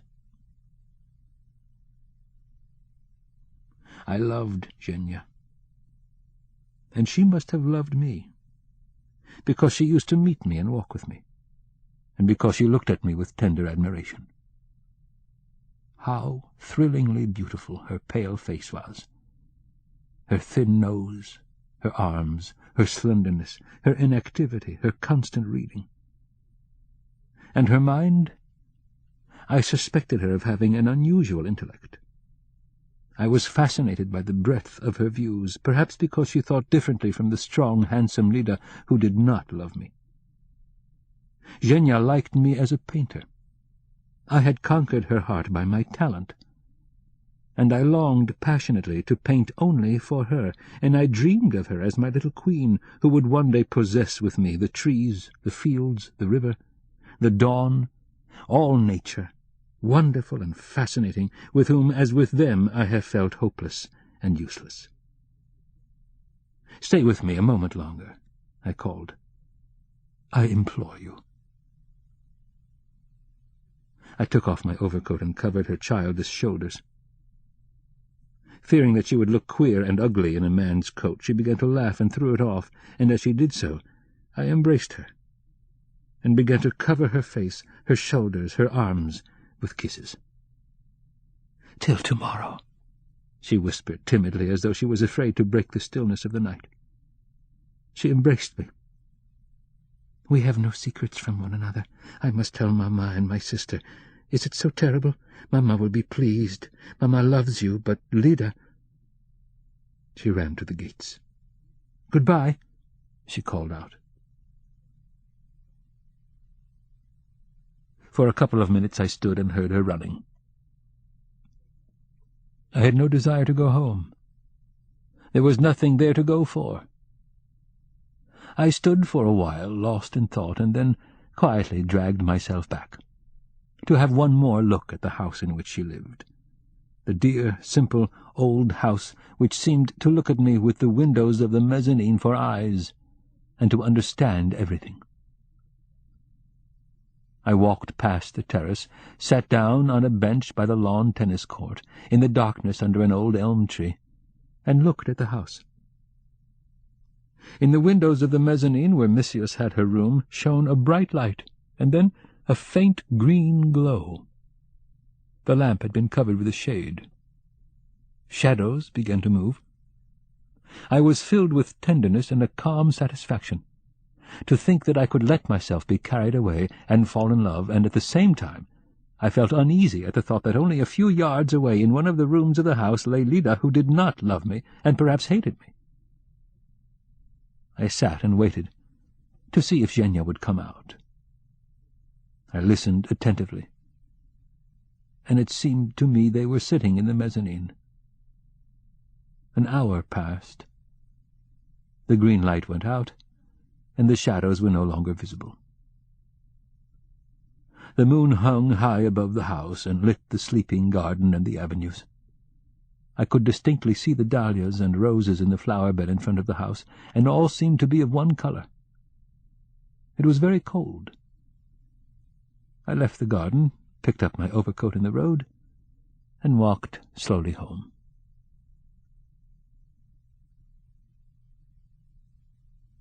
Next day after dinner, when I went to the Volchaninovs', the glass door was wide open. I sat down on the terrace, expecting Zhenya to come from behind the flower-bed or from out of the rooms. Then I went into the drawing-room and the dining-room. There was not a soul to be seen. From the dining-room I went down a long passage into the hall, and then back again. There were several doors in the passage, and behind one of them I could hear Lida's voice. "To the crow somewhere. God." She spoke slowly and distinctly, and was probably dictating. "God sent a piece of cheese. To the crow. Somewhere." "Who's there?" she called out suddenly as she heard my footsteps. "It is I." "Oh, excuse me, I can't come out just now. I'm teaching Masha." "Is Ekaterina Pavlovna in the garden?" "No, she and my sister left today for my aunt's in Penza, and in the winter they are probably going abroad." She added after a short silence, "To the crow, somewhere, God sent a piece of cheese. Have you got that?" I went out into the hall, and without a thought in my head stood and looked out at the pond and the village, and still I heard, "A piece of cheese. To the crow somewhere. God sent a piece of cheese." And I left the house by the way I had come the first time, only reversing the order, from the yard into the garden, past the house, then along the lime walk. Here a boy overtook me and handed me a note. "I have told my sister everything, and she insists on my parting from you," I read. "I could not hurt her by disobeying. God will give you happiness. If you knew how bitterly Mamma and I have cried." Then through the fir avenue and the rotten fence, over the fields where the corn was ripening and the quails screamed, cows and shackled horses now were browsing. Here and there on the hills the winter corn was already showing green. A sober, workaday mood possessed me, and I was ashamed of all I had said at the Volchaninovs'. And once more it became tedious to go on living. I went home, packed my things, and left that evening for Petersburg. I never saw the Volchaninovs again.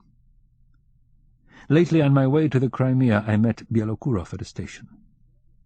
As of old, he was in a podyovka, wearing an embroidered shirt, and when I asked after his health, he replied, "Quite well, thanks be to God." He began to talk. He had sold his estate and bought another, smaller one, in the name of Lyubov Ivanovna.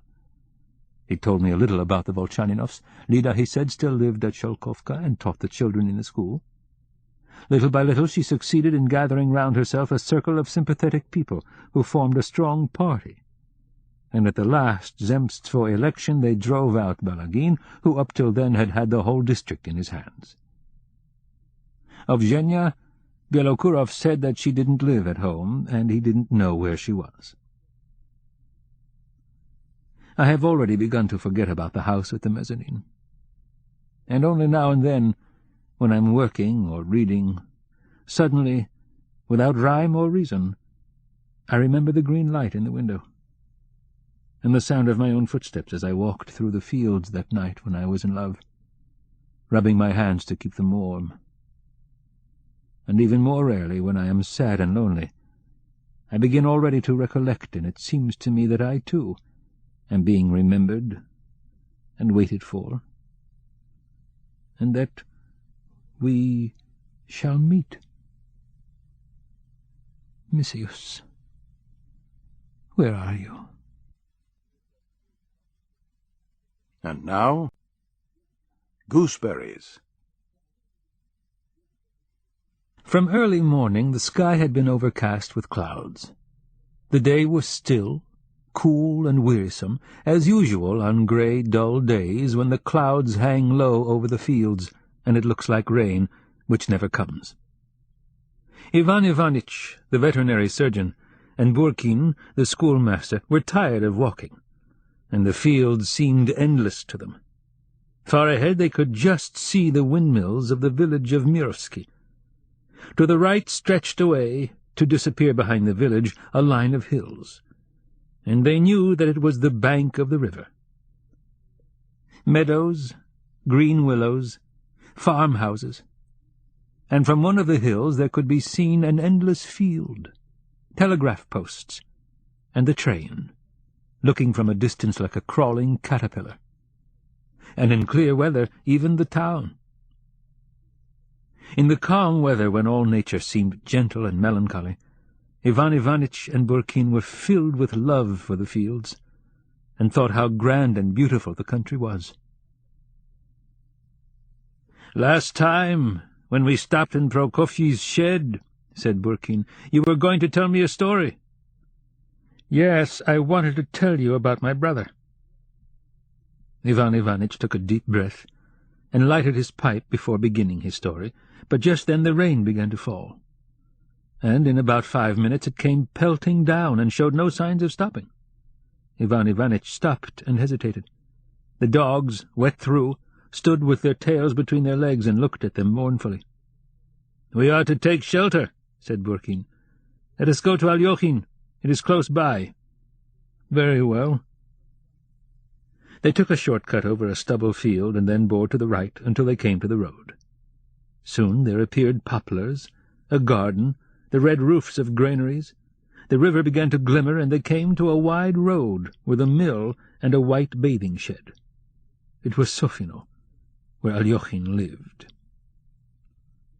The mill was working, drowning the sound of the rain, and the dam shook. Round the carts stood wet horses, hanging their heads, and men were walking about with their heads covered with sacks. It was wet, muddy, and unpleasant, and the river looked cold and sullen. Ivan Ivanitch and Burkin felt wet and uncomfortable through and through. Their feet were tired with walking in the mud, and they walked past the dam to the barn in silence, as though they were angry with each other. In one of the barns a winnowing machine was working, sending out clouds of dust. On the threshold stood Alyoshin himself, a man of about 40, tall and stout, with long hair, more like a professor or a painter than a farmer. He was wearing a grimy white shirt and rope belt, and pants instead of trousers, and his boots were covered with mud and straw. His nose and eyes were black with dust. He recognized Ivan Ivanitch and was apparently very pleased. "Please, gentlemen," he said, "go to the house. I'll be with you in a minute." The house was large and 2-storied. Alyoshin lived downstairs in 2 vaulted rooms with little windows designed for the farmhands. The farmhouse was plain, and the place smelled of rye bread and vodka, and leather. He rarely used the reception rooms, only when guests arrived. Ivan Ivanitch and Burkin were received by a chambermaid, such a pretty young woman that both of them stopped and exchanged glances. "You can't imagine how glad I am to see you, gentlemen," said Alyoshin, coming after them into the hall. "I never expected you. Pelageya," he said to the maid, "give my friends a change of clothes. And I will change too, but I must have a bath. I haven't had one since the spring. Would you like to come to the bathing shed? And meanwhile our things will be got ready." Pretty Pelageya, dainty and sweet, brought towels and soap, and Alyoshin led his guests to the bathing shed. "Yes," he said, "it is a long time since I had a bath. My bathing shed is all right, as you see. My father and I put it up, but somehow I have no time to bathe." He sat down on the step and lathered his long hair and neck, and the water round him became brown. "Yes, I see," said Ivan Ivanitch heavily, looking at his head. "It's a long time since I bathed," said Alyoshin shyly, as he soaped himself again, and the water round him became dark blue, like ink. Ivan Ivanitch came out of the shed, plunged into the water with a splash, and swam about in the rain, flapping his arms and sending waves back, and on the waves tossed white lilies. He swam out to the middle of the pool and dived, and in a minute came up again in another place, and kept on swimming and diving, trying to reach the bottom. "Ah, how delicious!" he shouted in his glee. "How delicious!" He swam to the mill, spoke to the peasants, and came back, and in the middle of the pool he lay on his back to let the rain fall on his face. Burkin and Alyoshin were already dressed and ready to go, but he kept on swimming and diving. "Delicious," he said. "Too delicious." "You've had enough," shouted Burkin. They went to the house, and only when the lamp was lit in the large drawing-room upstairs, and Burkin and Ivan Ivanitch, dressed in silk dressing-gowns and warm slippers, lounged in chairs, and Alyoshin himself, washed and brushed, in a new frock-coat, paced up and down, evidently delighting in the warmth and cleanliness and dry clothes and slippers, and pretty Pelageya, noiselessly tripping over the carpet and smiling sweetly, brought in tea and jam on a tray, only then did Ivan Ivanitch begin his story. And it was as though he was being listened to not only by Burkin and Alyoshin, but also by the old and young ladies, and the officer who looked down so staidly and tranquilly from the golden frames. "We are two brothers," he began. "I, Ivan Ivanitch, and Nikolai Ivanitch, 2 years younger. I went in for study and became a veterinary surgeon, while Nikolai was at the Exchequer Court when he was 19. Our father, Chimsha Himalaisky, was a cantonist, but he died with an officer's rank and left us his title of nobility and a small estate. After his death, the estate went to pay his debts. However, we spent our childhood there in the country. We were just like peasants' children, spent days and nights in the fields and the woods, minded the house, barked the lime trees, fished, and so on. And you know, once a man has fished, or watched the thrushes hovering in flocks over the village in the bright, cool autumn days, he can never really be a townsman, and to the day of his death he will be drawn to the country. My brother pined away in the Exchequer. Years passed, and he sat in the same place, wrote out the same documents, and thought of one thing, how to get back to the country. And little by little his distress became a definite disorder, a fixed idea, to buy a small farm somewhere by the bank of a river or a lake. He was a good fellow, and I loved him. But I never sympathized with the desire to shut oneself up on one's own farm. It's a common saying that a man needs only 6 feet of land, but surely a corpse wants that, not a man. And I hear that our intellectuals have a longing for the land and want to acquire farms, but it all comes down to the 6 feet of land. To leave town, and the struggle and the swim of life, and go and hide yourself in a farmhouse is not life. It's egoism, laziness. It's a kind of monasticism, but monasticism without action. A man needs not 6 feet of land, not a farm, but the whole earth, all nature, where in full liberty he can display all the properties and qualities of the free spirit. My brother Nikolai, sitting in his office, would dream of eating his own shchi, with its savory smell floating across the farmyard, and of eating out in the open air, and of sleeping in the sun, and of sitting for hours together on a seat by the gate and gazing at the fields and the forest. Books on agriculture and the hints in almanacs were his joy, his favorite spiritual food, and he liked reading newspapers, but only the advertisements of land to be sold, so many acres of arable and grassland, with a farmhouse, river, garden, mill, and mill-pond. And he would dream of garden walls, flowers, fruits, nests, carp in the pond, don't you know, and all the rest of it. These fantasies of his used to vary according to the advertisements he found, but somehow there was always a gooseberry bush in every one.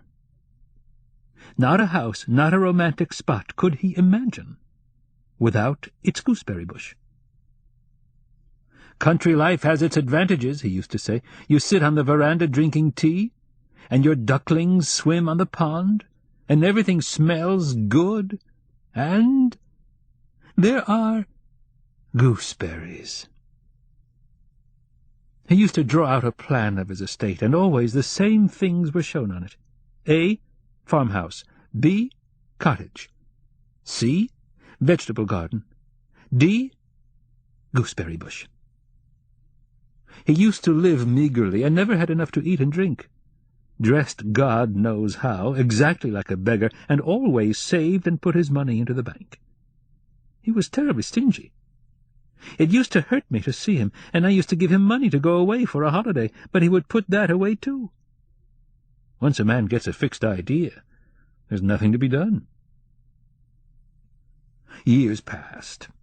He was transferred to another province.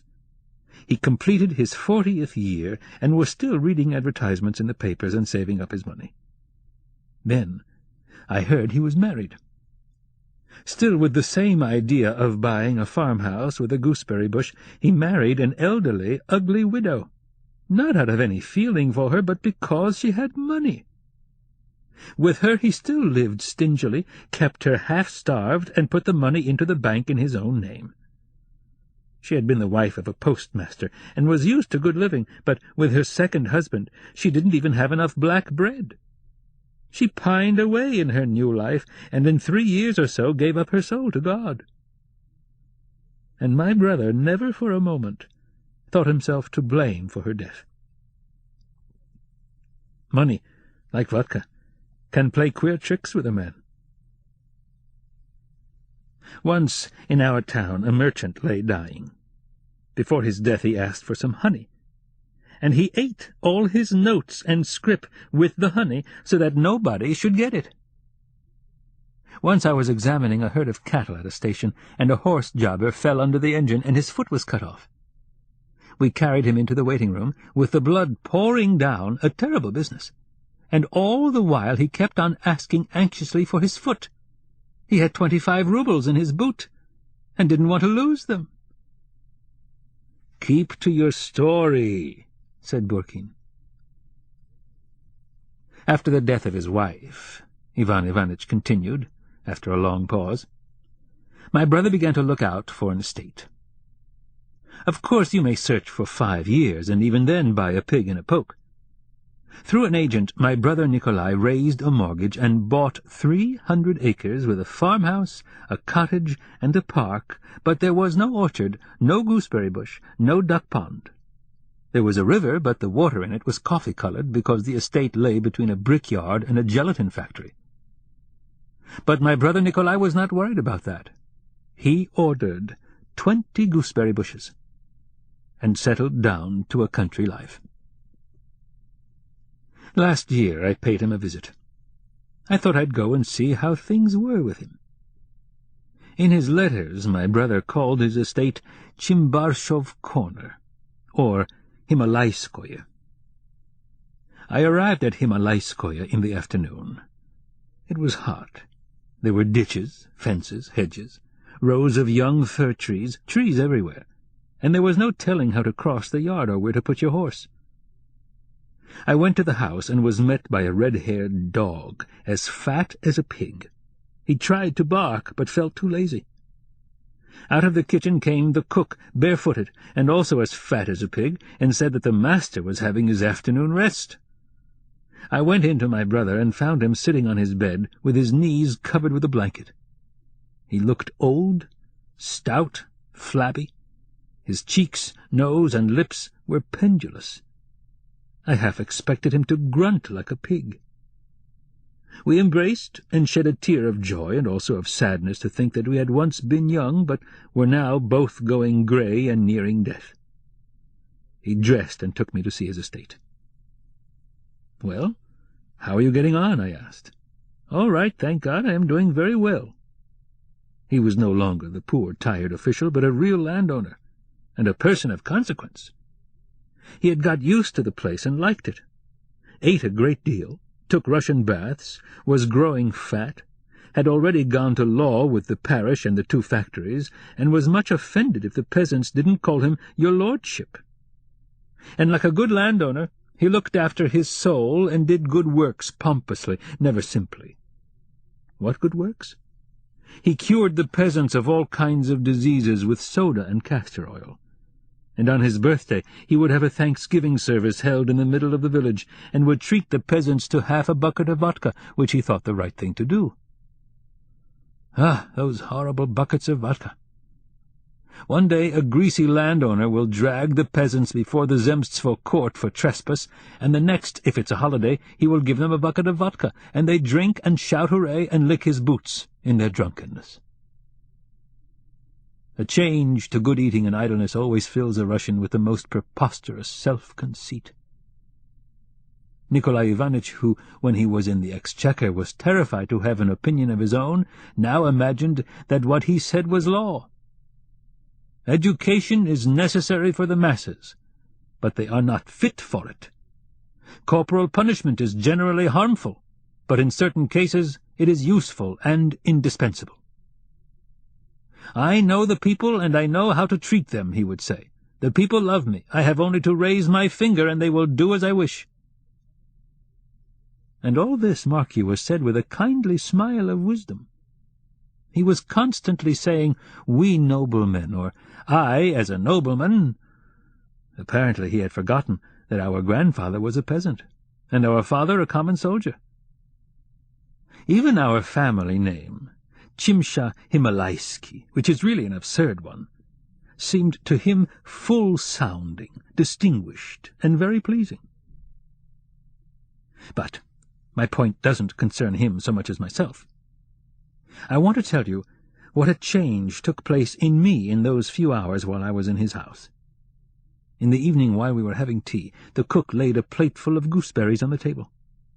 They had not been bought, but were his own gooseberries, plucked for the first time since the bushes were planted. Nikolai Ivanitch laughed with joy, and for a minute or two he looked in silence at the gooseberries with tears in his eyes. He couldn't speak for excitement. Then put one into his mouth, glanced at me in triumph, like a child at last being given its favourite toy, and said, "How good they are!" He went on eating greedily, and saying all the while, "How good they are! Do try one!" It was hard and sour, but, as Pushkin said, the illusion which exalts us is dearer to us than 10,000 truths.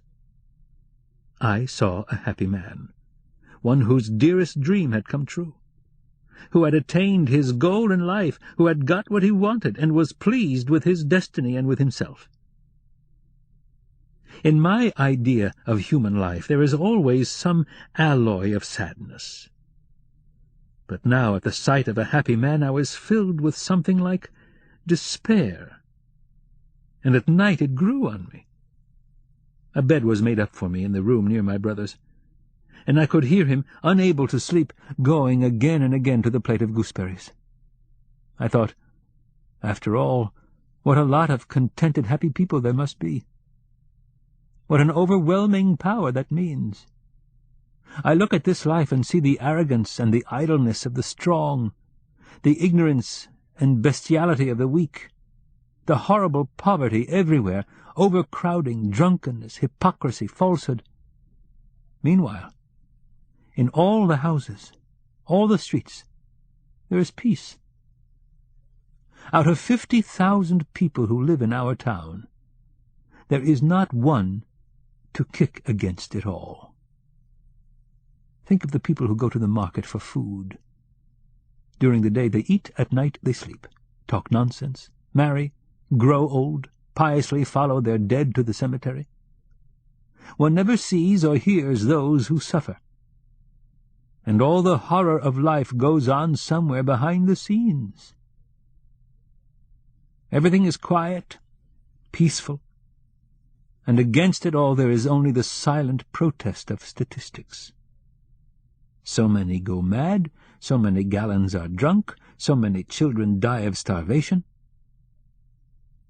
and such a state of things is obviously what we want. Apparently a happy man only feels so because the unhappy bear their burden in silence, but for which happiness would be impossible. It's a general hypnosis. Every happy man should have someone with a little hammer at his door to knock and remind him that there are unhappy people, and that, however happy he may be, life will sooner or later show its claws, and some misfortune will befall him.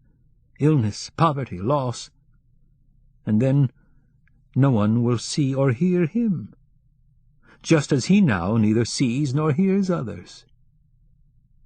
But there is no man with a hammer, and the happy go on living, just a little fluttered with the petty cares of every day, like an aspen tree in the wind. And everything is all right. That night I was able to understand how I too had been content and happy. Ivan Ivanitch went on, getting up.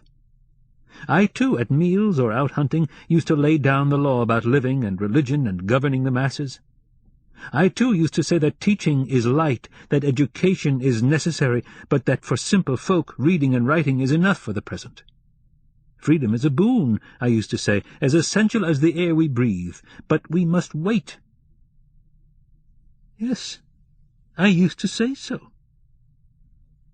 But now I ask, why do we wait? Ivan Ivanitch glanced angrily at Burkin. Why do we wait, I ask you? What considerations keep us fast? I am told that we can't have everything at once, and that every idea is realized in time. But who says so? Where is the proof that it is so? You refer me to the natural order of things, to the law of cause and effect, but is there order or natural law in that I, a living, thinking creature, should stand by a ditch until it fills up, or is narrowed, when I could jump it or throw a bridge over it? Tell me, I say, why should we wait? Wait when we have no strength to live, and yet must live and are full of the desire to live. I left my brother early the next morning, and from that time on I found it impossible to live in town. The peace and the quiet of it oppress me. I dare not look in at the windows, for nothing is more dreadful to see than the sight of a happy family sitting round a table having tea. I am an old man now, and am no good for the struggle. I commenced late. I can only grieve within my soul, and fret, and sulk. At night my head buzzes with the rush of my thoughts, and I cannot sleep. Ah, if I were young! Ivan Ivanitch walked excitedly up and down the room and repeated, "If I were young!" He suddenly walked up to Alyoshin and shook him first by one hand and then by the other. "Pavel Konstantinitch," he said in a voice of entreaty, "don't be satisfied. Don't let yourself be lulled to sleep. While you are young, strong, wealthy, do not cease to do good. Happiness does not exist, nor should it, and if there is any meaning or purpose in life, they are not in our piddling little happiness, but in something reasonable and grand. Do good." Ivan Ivanitch said this with a piteous, supplicating smile, as though he were asking a personal favor. Then they all three sat in different corners of the drawing-room and were silent. Ivan Ivanitch's story had satisfied neither Burkin nor Alyoshin. With the generals and ladies looking down from their gilt frames, seeming alive in the firelight, it was tedious to hear the story of a miserable official who ate gooseberries. Somehow they had a longing to hear and to speak of charming people and of women, and the mere fact of sitting in the drawing-room, where everything, the lamp with its coloured shade, the chairs and the carpet under their feet, told how the very people who now looked down at them from their frames once walked and sat and had tea there, and the fact that pretty Pelageya was near was much better than any story. Alyoshin wanted very much to go to bed. He had to get up for his work very early, about 2 in the morning. and now his eyes were closing, but he was afraid of his guests saying something interesting without his hearing it, so he wouldn't go. He didn't trouble to think whether what Ivan Ivanitch had been saying was clever or right. His guests were talking of neither groats nor hay nor tar, but of something which had no bearing on his life, and he liked it, and wanted them to go on. "However, it's time to go to bed," said Burkin, getting up. "I will wish you good night." Alyoshin said good night and went downstairs and left his guests.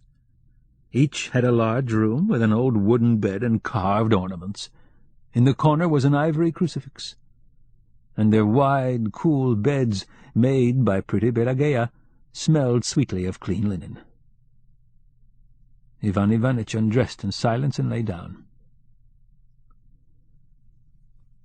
"God forgive me, a wicked sinner," he murmured as he drew the clothes over his head. A smell of burning tobacco came from his pipe, which lay on the table. And Burkin could not sleep for a long time, and was worried because he couldn't make out where the unpleasant smell came from. The rain beat against the windows all night long. This ends Gooseberries. And now,